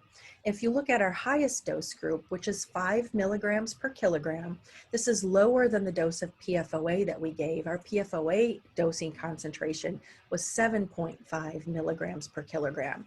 You can see that that 5 milligram per kilogram dose group increased the weight of the livers of both male and female mice to a great degree. It increased the weight by about 300% more than the weights of the livers in the mice that weren't exposed to anything. This increase was greater than the increase induced by PFOA. I also want to point out that none of these doses of either compound affected the body weights of animals. So they didn't seem as if they were being affected negatively. They weren't losing weight, they looked normal, they looked fine. But you can tell here that the weights of their livers increased dramatically, at least for Naphion byproduct 2. Another general endpoint that we look at that tells us a little bit about how these compounds compare to other effects of known PFAS compounds, or known effects of other PFAS compounds, is related to a specific enzyme in the liver. This enzyme is associated with a receptor known as PPAR-alpha, and it increases little organelles in the liver that tell us about how rapidly a certain metabolic process can be occurring. And if you look at Naphion byproduct 2 here on the left, you can see that female animals had a slight increase in the activity of this enzyme, but not to the degree as PFOA, and none of the other dose groups had an increase in the activity of this enzyme. If you look at the right graph for Naphion byproduct 2, we see that the 5 milligram per kilogram dose group increased the activity of this enzyme in both male and female animals.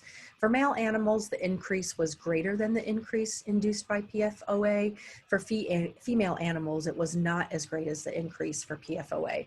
But it tells us that Naphion byproduct 2 has a similar action on this enzyme than PFOA and other PFAS that we know impact this enzyme.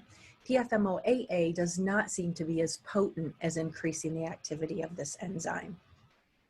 These are graphs of the antibody response. So these are the levels of antibody that animals generated to the sheep blood that we injected them with. If you look at the left graph for PFMOAA, we didn't see any changes in the level of antibody. The animals that were exposed to PFMOAA were still able to generate antibodies similar to the level of antibodies that animals that weren't exposed to anything generated. And you can see that our PFOA dose group did have a decrease in the antibodies that they generated, which we anticipated. If you look at the graph for Naphion byproduct 2, you can see that the animals in the high dose group had a very large reduction in the amount of antibodies that they were able to produce. Males were about 90% reduced compared to animals not receiving any compound, and females were reduced by about 50%. So this decrease was more severe for males than females, but overall it was more severe than for animals exposed to PFOA. So this tells us that Naphion byproduct 2 also impacts the immune system, and perhaps to a greater degree than something like PFOA, which we already know is a presumed hazard to the immune system of humans.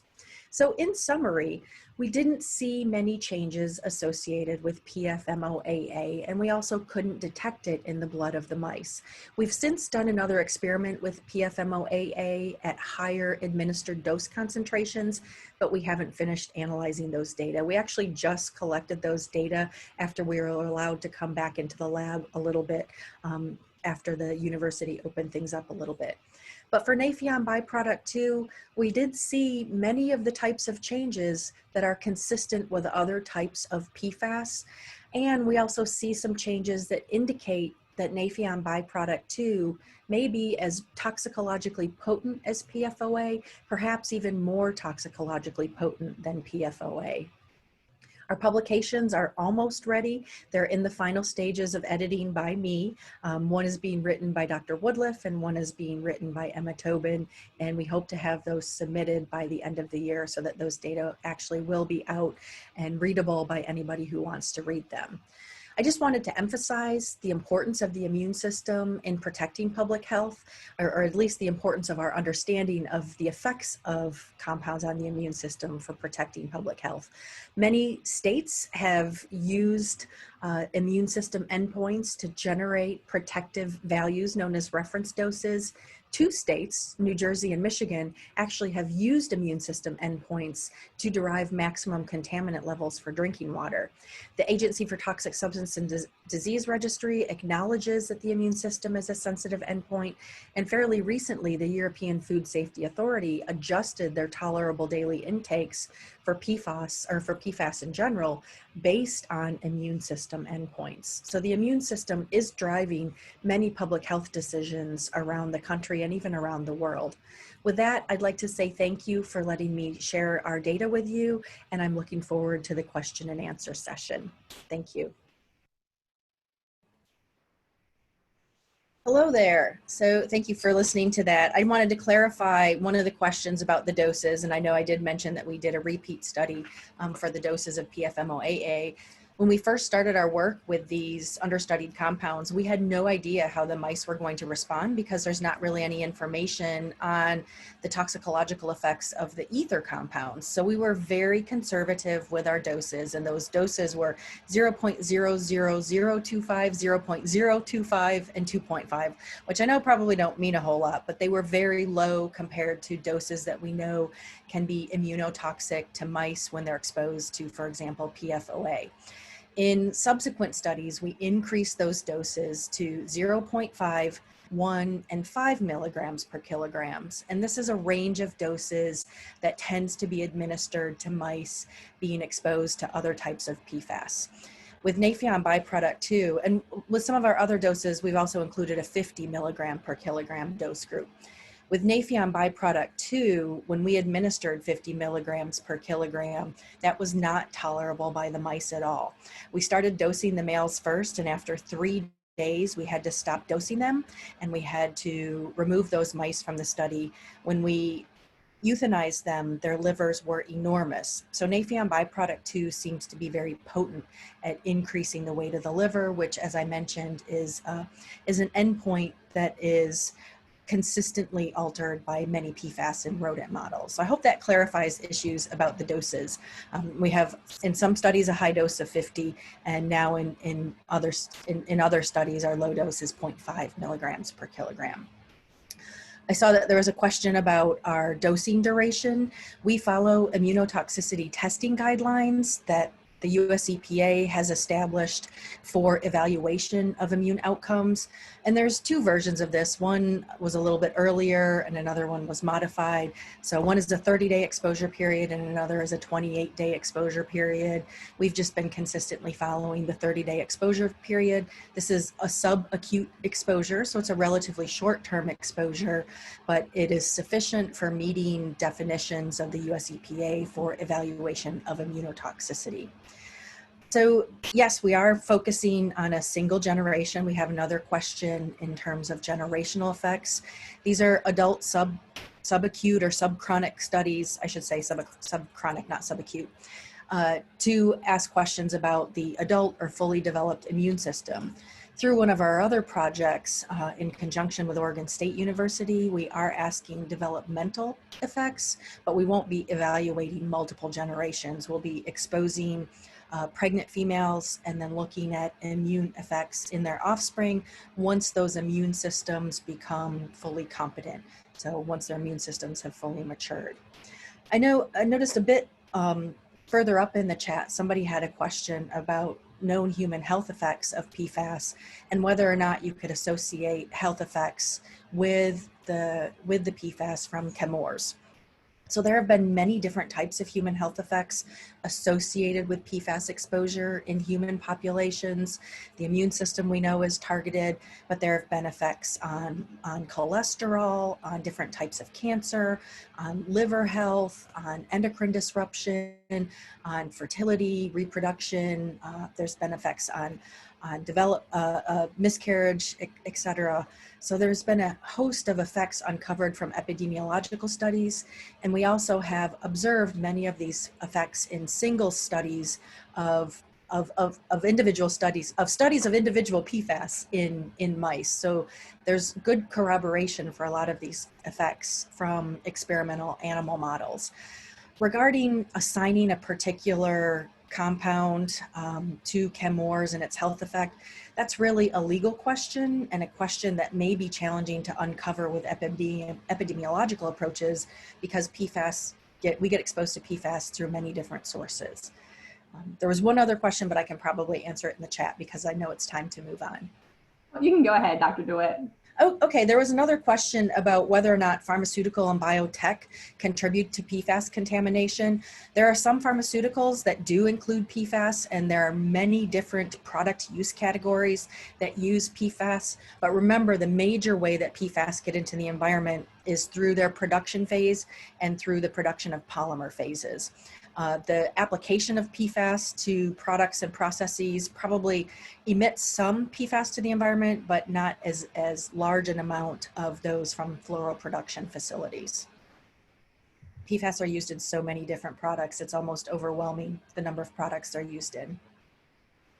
It really is. Thank you very much for that and for those responses, Dr. DeWitt.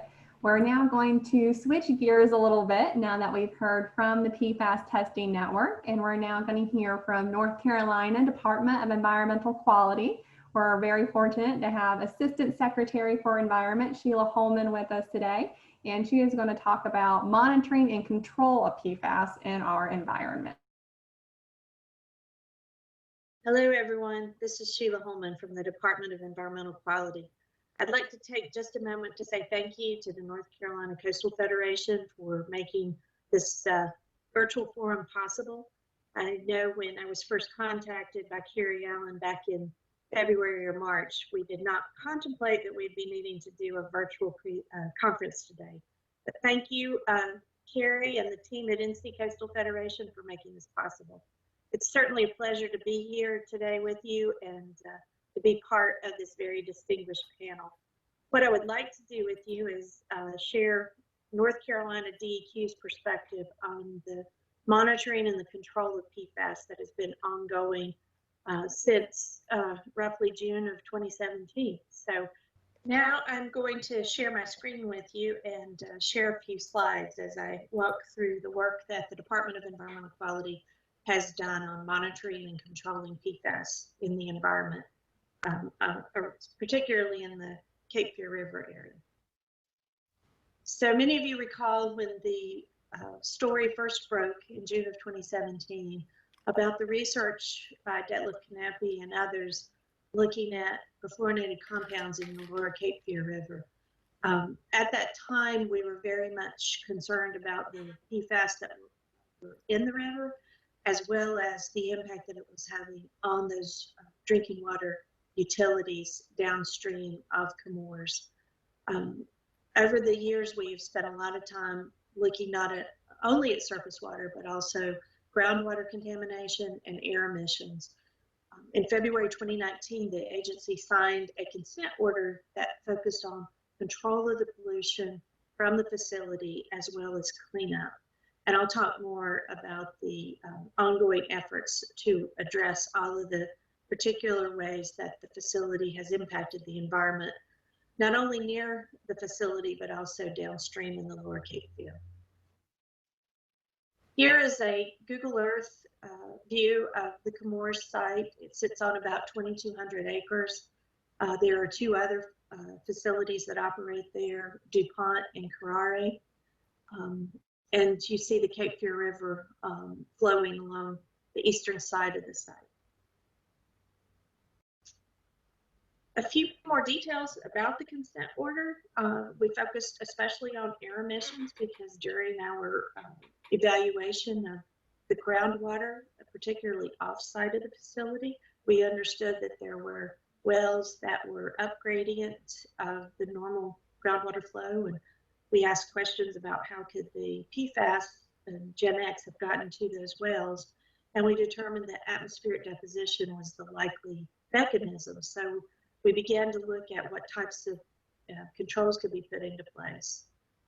There are other requirements for the facility to notify the downstream public water utilities if there were discharges that could cause the Gen X compounds at the raw water intakes to be above 140 parts per trillion, which was established as the drinking water provisional drinking water goal for Gen X by our sister agency, the Department of Health and Human Services. Comores also had to sample wells and provide drinking water if those wells had been contaminated. And there were a variety of penalties if Comores did not address all of the conditions and deadlines established in the consent order. There are other requirements as well in terms of determining which PFAS were in the different wastewater and stormwater streams at the facility, and also determining how much PFAS was in the river sediment downstream of the facility. The company also had to fund a method development to test for total organic fluorine in both air emissions and wastewater. And they had to develop a drinking water compliance plan to address the contaminated wells. There were additional reporting requirements as well contained in the consent order. So I want to begin in talking about the information that we've gathered over time with the surface water sampling. As I indicated earlier, this was where the department first began its journey in understanding PFAS, particularly from the Comores facility. And we began sampling the outfall, that is where the wastewater is discharged into the Cape Fear River at the site, as well as the Bladen Bluffs, the raw water intake, as well as finished water at Bladen Bluffs and 5 other water treatment plants downstream in the lower Cape Fear River. When we first began sampling in June of 2017, this is a slide that shows Gen X, PFOA, and PFAS. Certainly not all of the PFAS that are of concern, but this will give you a sense of what we were able to achieve when we stopped the wastewater discharge. So in early June 2017, we saw values in the 40,000 parts per trillion range of Gen X coming out of the wastewater discharge and flowing directly into the Cape Fear River. As that discharge was cut off, those values dropped dramatically. And that was not just for Gen X, but all of the PFAS that was contained in that processed wastewater. This shows you a closer view of the values after June of 2017, so you can see more of how the values have had some peaks over time. We believe that many of this is due to stormwater, and I'll talk more about our efforts to address the stormwater component as we go forward. Here's an example from the Bladen Bluffs finished water, and the values over time there were, again, Gen X, PFOA, and PFAS. As we began to investigate the site, we wanted to understand, had the groundwater been contaminated? And this slide shows the on-site industrial groundwater wells that were sampled. What we see is that 13 of the 14 wells had Gen X in them. Those of most contamination tended to be those closest to the Cape Fear River. And that will lead me to some of our later actions as we go through the presentation. This slide shows the off-site well water sampling, that is those properties that use private drinking water wells for their source of drinking water. Those parcels shaded in red are wells that tested above 140 parts per trillion for Gen X. Those shaded in yellow show the wells that tested above 10 parts per trillion for any PFAS compound coming from the facility, or an aggregate of 70 parts per trillion for all of the PFAS tested. Again, the PFAS that were identified to be coming from the Comores plant. And finally, the parcels shaded in green are those that have no detections of PFAS greater than, or they don't have PFAS greater than 10 parts per trillion. So within the consent order, there were requirements to do those sampling and providing replacement water when certain levels were triggered. To date, we've tested more than 12 miles outside the plant. Over 3,300 wells have been tested, with it 231 of those being Gen X above the health goal, and only 239 wells within those tested that were below the 10 nanograms per liter or parts per trillion. So we talked about the impact of air emissions and the deposition. Within the consent order, there were 3 distinct goals, with the final one being a 99% reduction for the Gen X compounds and other PFAS compounds, effective starting on December 31st, 2019. And that was to give the company the time that was necessary to install a thermal oxidizer. We sampled atmospheric deposition all around the site, and you can see the values over time. In 2018, when there were limited air quality controls on, in 2019, when some controls were on, and then in 2020, which would be post-thermal oxidizer installation. We still continue to see some PFAS at the nearby sites. We continue to look at, have we missed certain fugitive emissions? This is an ongoing work in progress. We've also established atmospheric sites, atmospheric deposition sites all across North Carolina. And the good news is that we generally see non-detects across the state for PFAS. And that leads us to focus our attention and energy primarily on the Cape Fear River and the lower Cape Fear River. I want to also focus on the wells that were along the Cape Fear River, those that were tested back in the summer of 2017 that showed significant contamination. And we have, in August, we announced an addendum to the consent order. It's in paragraph 12. The purpose of that addendum was basically to give the state and the company and the Cape Fear River Watch more time to understand what measures could be put in place in order to reduce the PFAS loading to the Cape Fear River. So the addendum captured all of the research and efforts that had gone on since the consent order had been signed in February of 2019. Basically, we learned that there are 4 streams that basically start as groundwater. They surface and become streams underneath the sites and then flow directly into the Cape Fear River. And these streams or seeps contain significant levels of PFAS compounds. So what will happen over the coming months, the first one of these is due to be controlled by the end of November of this year, is that there will be some in situ or in-stream treatment systems put in place. It's basically flow-through cells that have granular activated carbon that will absorb some of the PFAS compounds so that a significant reduction will be achieved, at least 80%.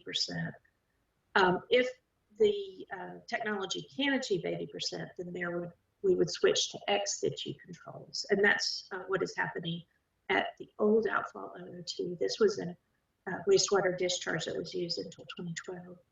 And that outfall basically captures, right now we're capturing the water and it's being treated, again, through an external activated carbon unit. That treatment system went into place on September 30th. And the permanent resolution here is to install a below ground barrier wall along with a well extraction and treatment system. And then the final element to the addendum is the capture and treatment of stormwater. You saw the spikes earlier, even after the processed wastewater was stopped from going through the existing wastewater discharge outfall 002. We believe that some of the spikes were caused by stormwater carrying PFAS from the site. So there will be a requirement to capture and treat stormwater at the site. And we're not done yet. I applaud my team and all that we've done, but we are not complete with the work that needs to happen. There will be continued implementation of the consent order, including the addendum. We continue to assess PFAS in the environment, not just from Chemours, but from other sites. And then we have to think about, how do we regulate PFAS? Do we try and do compound by compound? Are there ways to combine different groups of PFAS compounds and establish standards that way? There's a lot of work to be done. And obviously, there's a lot of great people on this panel that will help contribute to that work. And I would say that the bottom line lesson that we have learned as an agency is that we need to keep PFAS out of the environment to the maximum extent practicable. Thank you all for your time today, and I look forward to a great question and answer session later. Thank you.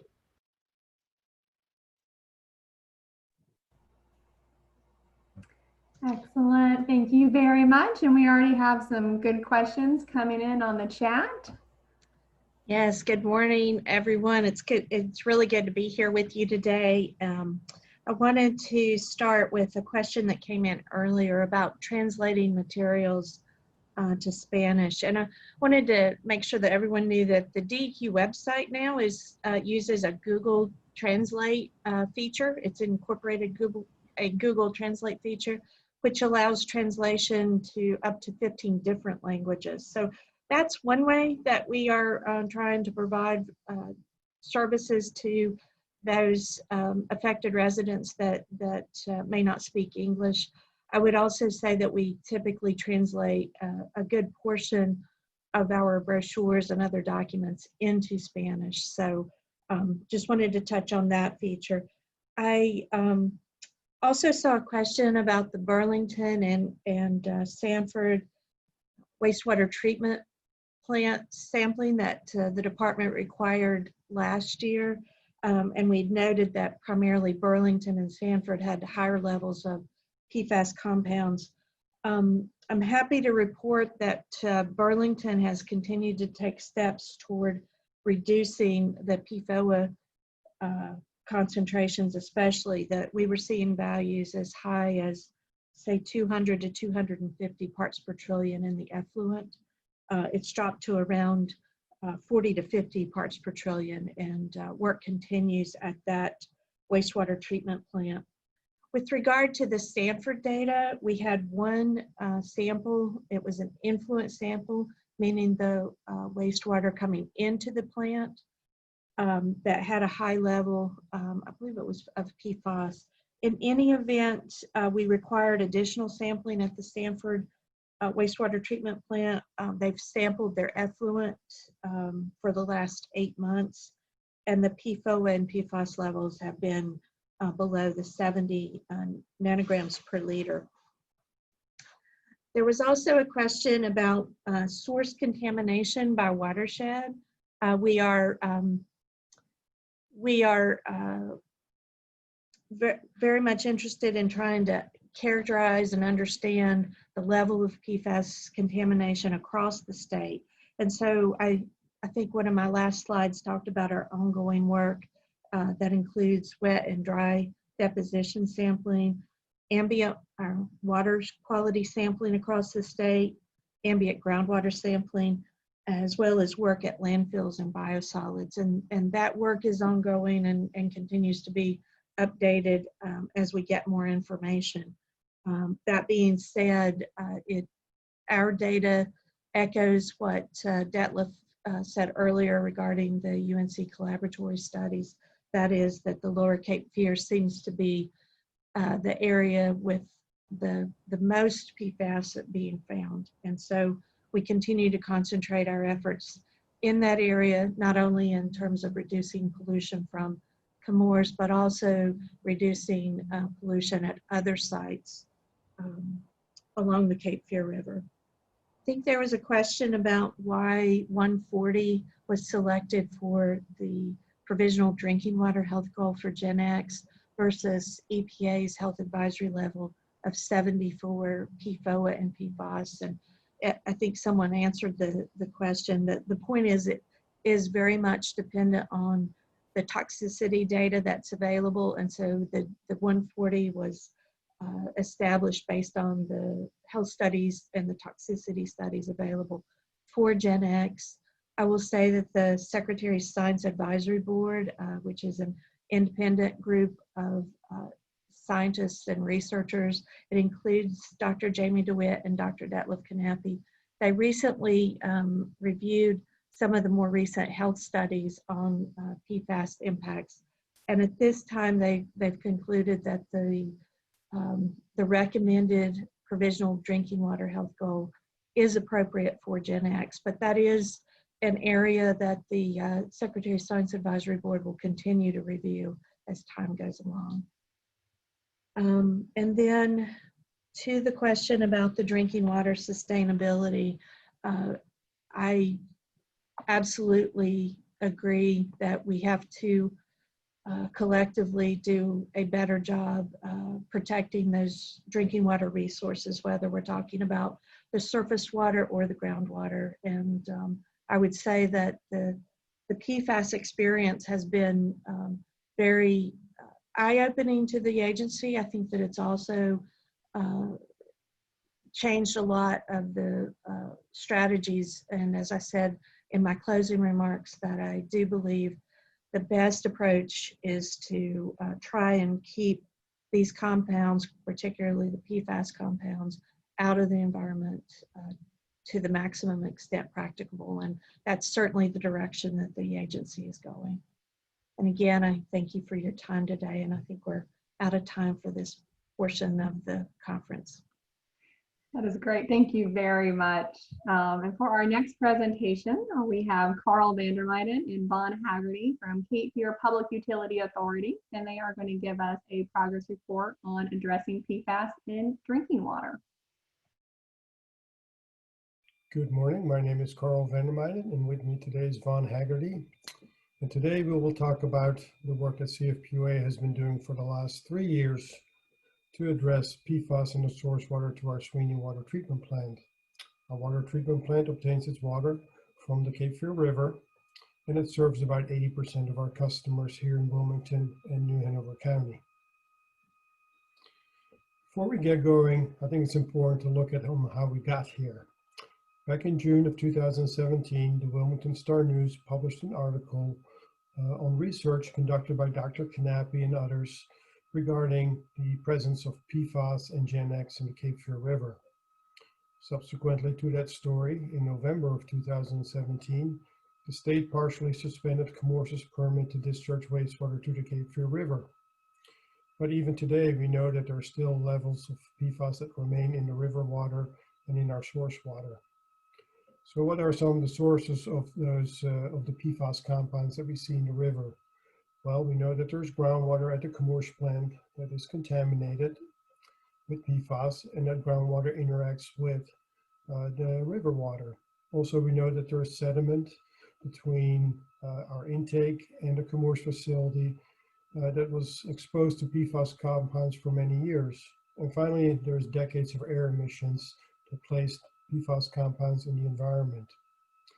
DEQ and Commerce agreed to a consent order in February of 2019. And this consent order requires additional controls at the Commerce facility. Certainly, that's a good thing to control those additional sources of PFAS going into the river. But we also know that implementing those and seeing the full benefit of those solutions can take time.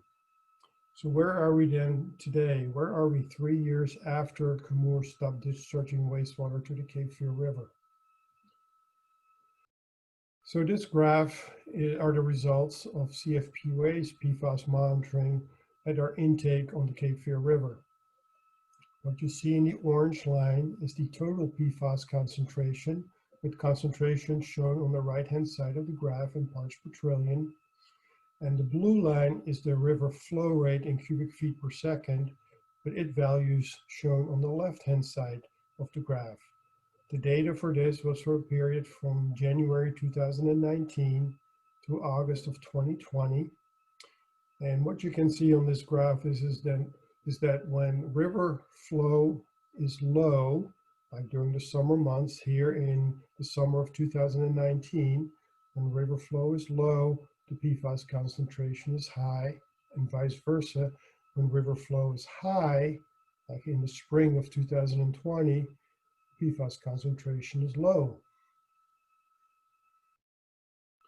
So to maybe better illustrate that, we took the total PFAS concentration and we plotted it directly against the river flow rate.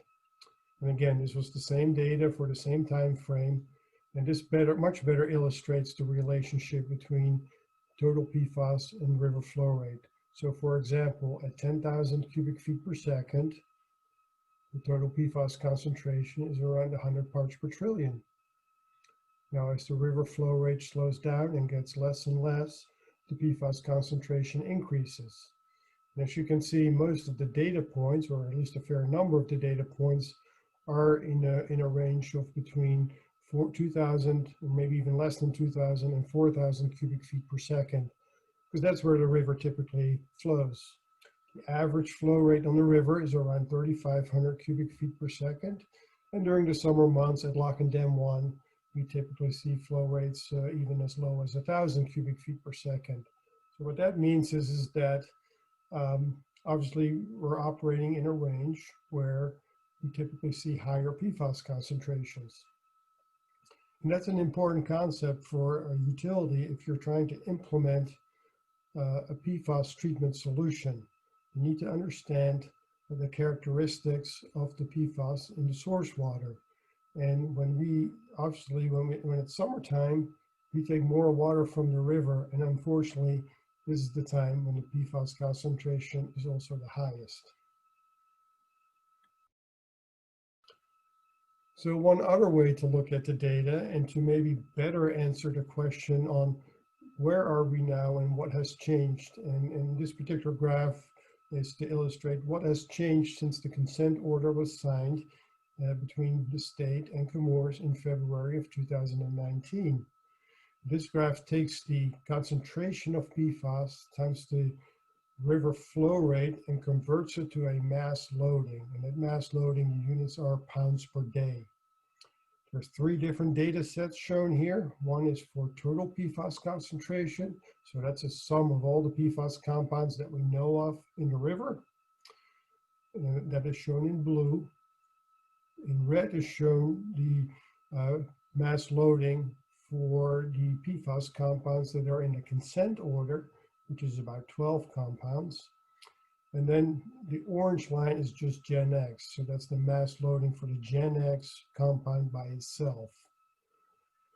And what you see in this graph is that while some of the month-to-month variations in loadings, mass loadings of PFAS in the river may change, the overall trend is the same. It is not a downward trend since the consent order was signed.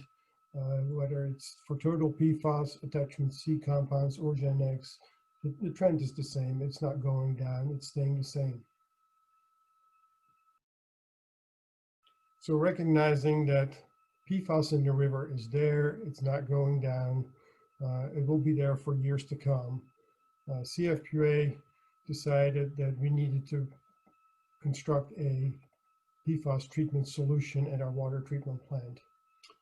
And after extensive pilot testing of different technologies, we decided that granular activated carbon was the best solution for CFPUA and for the Sweeney water treatment plant. It's a $43 million facility that's currently under construction.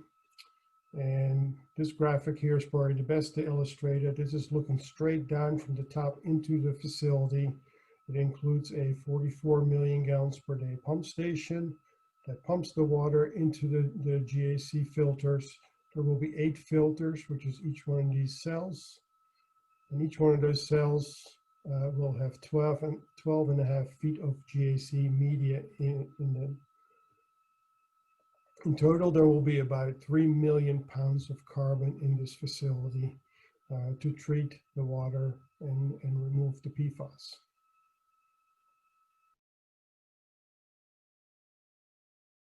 As I mentioned, we did extensive pilot testing, and one of the reasons for that was to confirm that GAC could in fact remove PFAS compounds, both short chain as well as the long chain. But the other thing we wanted to look at is how long will the GAC media last before it's fully saturated and needs to be replaced or regenerated. And to answer this question, we had some help from EPA staff, and they took our data and actually developed a model to predict how long the GAC media will last based on the design of our facility. So it was very customized based on how we were designing our facility, how much carbon we had in our facility, how deep that carbon was. It was a model that was truly based on our design. And the graph that you see is one of the outputs of the model. It shows the effluent concentration from our facility here on the y-axis and the duration in days of how long the facility would be in operation before we could see PFAS breaking through the GAC media, and the media would have to be replaced at that time.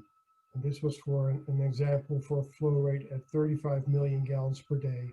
Obviously, we're nowhere close to that now, which means that this is conservative.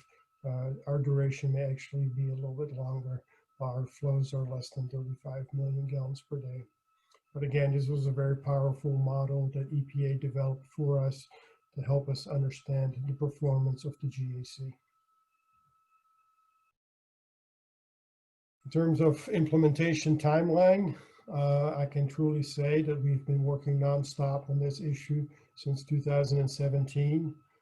Following our pilot testing, we started design in October of 2018 and completed that in June of 2019. After that, we obtained competitive construction bids for the project and awarded the project to the low bid contractor in September of 2019. And currently the project is in construction and on schedule for completion in early of 2022. Below you see some of the pictures of the current construction activities. I think the most amazing part of it is that it's being constructed right up against our existing water treatment plant that remains in full operation during construction of this treatment solution. We did recognize that it takes time to implement a PFAS treatment solution. It would take 3 years to design and build the facility. And in the meantime, we asked ourselves, well, what else can we do to reduce PFAS in our finished water? So we developed an interim solution. And this interim solution consists of replacing the filter media in our existing filters, which also have carbon in them, replacing the GAC media about every year. And what this is giving us is about a 40% PFAS reduction. But we also know that this is not a long-term solution. And why it's not a long-term solution is because those filters are really not designed to remove PFAS. We're stretching their performance. And by replacing the media every year in them, it's very disruptive to the existing treatment plant. And in future years, we don't even have the ability to do that because as capacity increases. Right now, we're doing it in a very phased and staggered approach to ensure that we retain the other benefits of our existing filters, one of which would be the biological treatment mode. And there's also only a very narrow window when we can replace the media in these filters.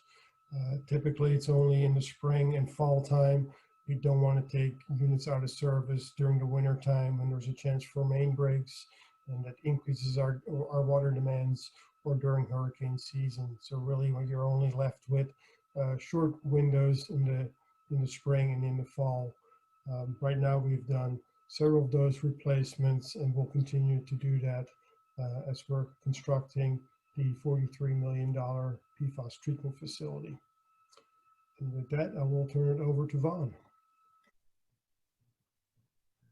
Thanks, Carl. So all those steps Carl described, the interim measures in our biological filters and the deep bed GAC filters, under construction at Sweeney to treat for Chemours PFAS, those are all being funded entirely by CFP waste customers. So I want to switch gears and talk about Chemours PFAS from an individual standpoint. What are regulators directing Chemours to do for individuals whose water is contaminated by PFAS from the Fayetteville works? Well, it depends. If you're one of the few thousand private well owners near the Chemours plant, the consent order provides immediate certain relief paid by Chemours.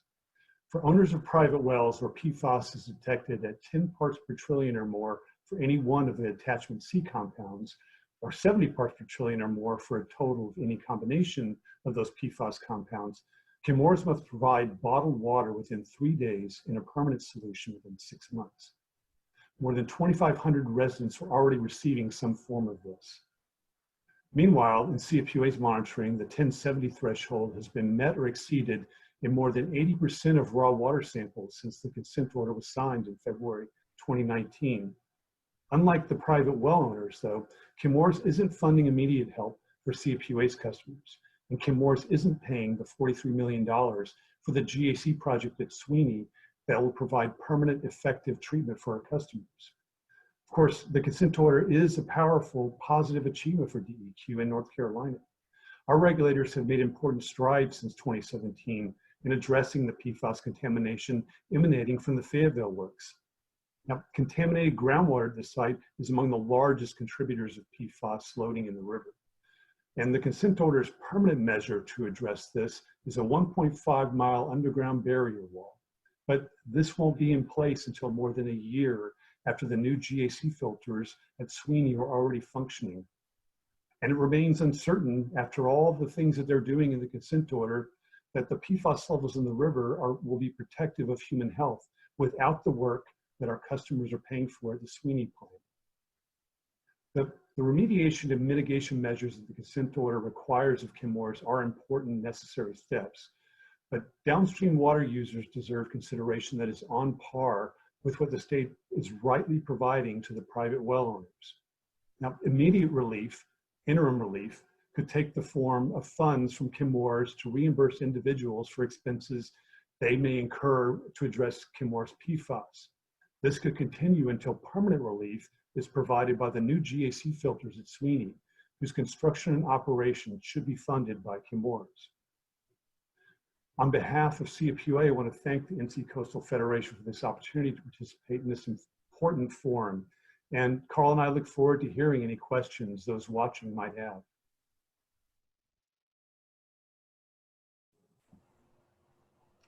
Thank you very much, Carl and Vaughn, and we can go ahead and switch over to Q&A. Okay, thank you, Carrie. I think one of the questions I saw, maybe, I think it was in the previous presentation, I think there was a question that talked about the effectiveness of GAC to remove PFAS. And I think, we heard a lot about point of use devices and a comparison between RO and GAC. And obviously,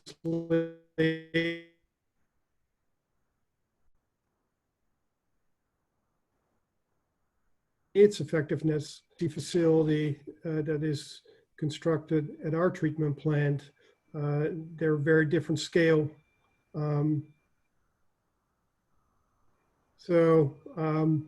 We went through some extensive pilot testing of different technologies up front before we made a decision how to proceed. We also developed our own criteria on what's the best way to design this. And the end result was that we're ending up with roughly 3 million pounds of carbon in our facility. And the time it takes for the water to flow through that facility at our peak flow in the future is 20 minutes. So if you compare 20 minutes of travel time through our facility of that water in contact with carbon versus what's underneath your sink, you kind of get a relative scale of why it's hard to compare those. But I think the other question, I think it was related to this was, we know that carbon you know, it has a certain limit on how long it can be in service before, you know, PFAS starts breaking through. And that's where the work that we did with EPA came into place. So they helped us establish, kind of looking in the future, if we had 3 million pounds of carbon, and we know what the influent concentration is into our facility, how long will that carbon last? And at what point do we need to start removing the carbon, replacing it, or regenerating it with fresh carbon? And I think you saw from the graph that it was up to 400 days at a future flow of 35 million gallons per day. And we're nowhere close to that flow. So I think we had built a little bit of conservatism into that. So that's kind of, you know, I think is maybe a long answer to a very short question on is GAC effective. We believe it is. We did a lot of testing, both at our facility as well as with EPA. And we customized our facility design based on the type of PFAS compounds that we find in our source water. I think there was another question about that particular graph from the EPA research data. You know, I think, you know, why are certain compounds removed different by carbon than others? Certainly, each compound has its own unique signature on how it's removed by carbon. It also depends on the initial influent concentration of that particular compound relative to others. It's the effectiveness for that compound to be absorbed to the GAC as it flows through there. And then, you know, and that's also a function of the chain length of the particular PFAS compound. So when you see different removal rates or effectiveness, it's a function of all those things. And that's the importance of doing extensive testing up front in order to design your facility for essentially what would be the worst case. And what we did is we designed the facility to focus on these shorter PFAS compounds and make the facility sufficiently large enough to remove these shorter PFAS compounds, because we know if we do that, we can also remove the longer chain. There were a few questions that came up. I'm going to try to answer them quickly because I think we're running out of time. One is whether there's anything been done. The question was asked to make Chemours remediate downstream public customers. I'm going to interpret that as to make them pay for what's needed to what we're doing. And what I say is we have an ongoing federal lawsuit. Of course, you know, that's just in lawsuit terms just started, even though it was filed in 2017. So, and it's probably going to take several years for any sort of resolution. Another question was, has CPUA sampled their water supply wells for PFAS? And we've done that infrequently. And I believe that, Carl, can you address the specific results of those? I don't have those specifically handy here, Vaughn, but in general, you know, we do monitor our groundwater wells, and obviously those are, we have a separate groundwater treatment plant in the northern part of the county. And we also have a groundwater system in the southern part of the county, and we typically do not find PFAS compounds in those. Yeah, and I think we did report, now that I recall, in 2019 that there was PFAS found in the wells, I believe in the northern part of the county. But so the treatment plant that Carl mentioned that's there is it was at the time a nanofiltration plant, and now it's a low pressure reverse osmosis plant, and it's pretty effective at removing any PFAS that we do find. Another question is, where does the spent carbon go? So it's, Carl, you probably can address that. I can try to do it quickly, and Carl can correct me if I'm wrong. So it's taken to the vendor that provides us the GEC, takes it and then they dispose of it in a facility that burns it at a very high temperature, that higher than most. It's like temperatures like Chemours thermal oxidizer that destroys the PFAS. Another question was, is Brunswick County, sorry, I'm in a little trouble here. It's a question about Brunswick and northern Brunswick County. We really can't address that. I think that'd be a question for whoever your provider is. The impact of the NC Attorney General's recent announcement on the filing of the lawsuit against Chemours and DuPont. I mean, I don't know if we can really speak to their lawsuit, except to say that as far as we know, it doesn't affect our lawsuit. I think we may be running out of time here.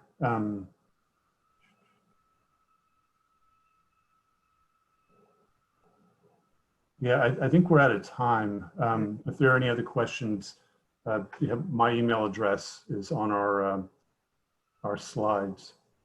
Thank you very much, Vaughn and Carl. We really appreciate that. And that does conclude our live Q&A today. But our presenters have been excellent on providing their email addresses, and you can always reach out to me as well to respond to the registration email you received for this event. That will go to me, and we'll spend some time reviewing the chat and connecting with y'all. But before everyone goes today, I would like to turn it over to Tracy Scrable. She's our coastal scientist and regional manager, and she's going to provide you with a little bit more information about next actions and also ways how you can stay involved. Tracy? Thank you, Carrie. Can you see me? Yes. Okay. Thank you so much. I want to add my gratitude for our presenters today. To the researchers and your many students and your support staff, to the PFAS testing network, to the representatives from CFPUA and NCDEQ, we thank you for your tireless efforts and for making your presentations and yourselves available to us today. Carrie Allen, our coastal advocate, organized and coordinated today's event, and Bonnie Mitchell and our Federation team provided technical support. Thank you so much for this effort and for your dedication. Finally, I want to thank each of you for participating, because without your sharing this information and your continued engagement, our chances of ensuring that there is no future Gen X crisis are greatly diminished. And to that point for a moment, when we think of the Gen X crisis and the broader issue of legacy and emerging contaminants in our drinking water and our environment, one really cannot understate how complex these issues are to fully comprehend and then begin to address. When this issue first broke 3 years ago, what was not known about these compounds greatly exceeded what was known, including their very existence in our waters, our land and air, their sources, their pathways, the extent of the contamination, and the potential effects of these pollutants on our environment and human health. From a response and advocacy standpoint, this was surely not an ideal starting point. And once an issue like this becomes public, it becomes even more important to mindfully identify the research, the regulation, the legislation, the funding, the education that's needed. And of course, while we do this, everyone involved is acutely aware of the ongoing human health risk as these responses are put in motion. As you've just heard, what is known today is far more than we knew 3 years ago. And this is the direct result of an effort to tackle all these fronts at the same time.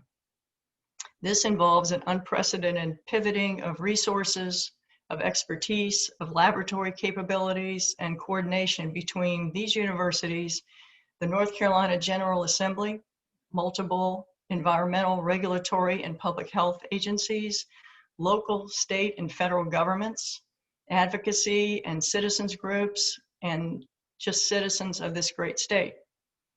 The ongoing result is sound, unbiased science, which is vital to inform and guide our responses at all levels.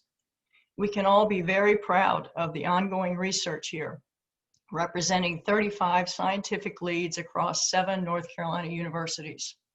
And by the way, it is worth recognizing that these collaborations have continued through a global pandemic and across what I understand is significant 3 college basketball and tournament seasons. I think we can all agree this is true dedication during extraordinary times. So what happens next and what can you do? As we've heard today, despite all efforts to date, some of these contaminants are still here and will be here for decades.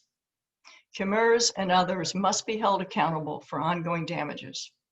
Continued monitoring and research is vital to inform our decision makers and our citizens, and we must do everything we can in our power to remove existing contaminants from our drinking water sources and the environment. That said, the ultimate goal is to prevent the next Gen X crisis from happening, period. This can happen if North Carolina has the monitoring and infrastructure in place so we know when these contaminants are released in a matter of months, not in decades, and our regulators can identify the sources and react effectively and from a scientifically justifiable position. The North Carolina Coastal Federation, along with all those represented today, and many of you listening, have been involved in this issue for the past several years and will continue to be so. The next year is critical in terms of continued research and responses at all levels. And this is where you can make a difference. First, please stay involved, stay informed, and share this information with your communities, with your local governments, and your elected officials. You can stay informed by signing up for our alerts through the Coastal Federation website, which is on the slide here, as well as through the PFAS Testing Network website and their newsletter, and through the other websites listed here. We ask that you support your local organizations so that we can continue to provide these venues and advocate on these issues. And when you get requests for action next year, we urge you to get involved and to organize others to help. From our perspective, there will be no issue of greater statewide significance to the health of our waters and to those who rely on them for their food and drinking water for their families. With that, on behalf of the North Carolina Coastal Federation and all of today's presenters, we thank you very much for attending today and we wish you all a very good day. Take care.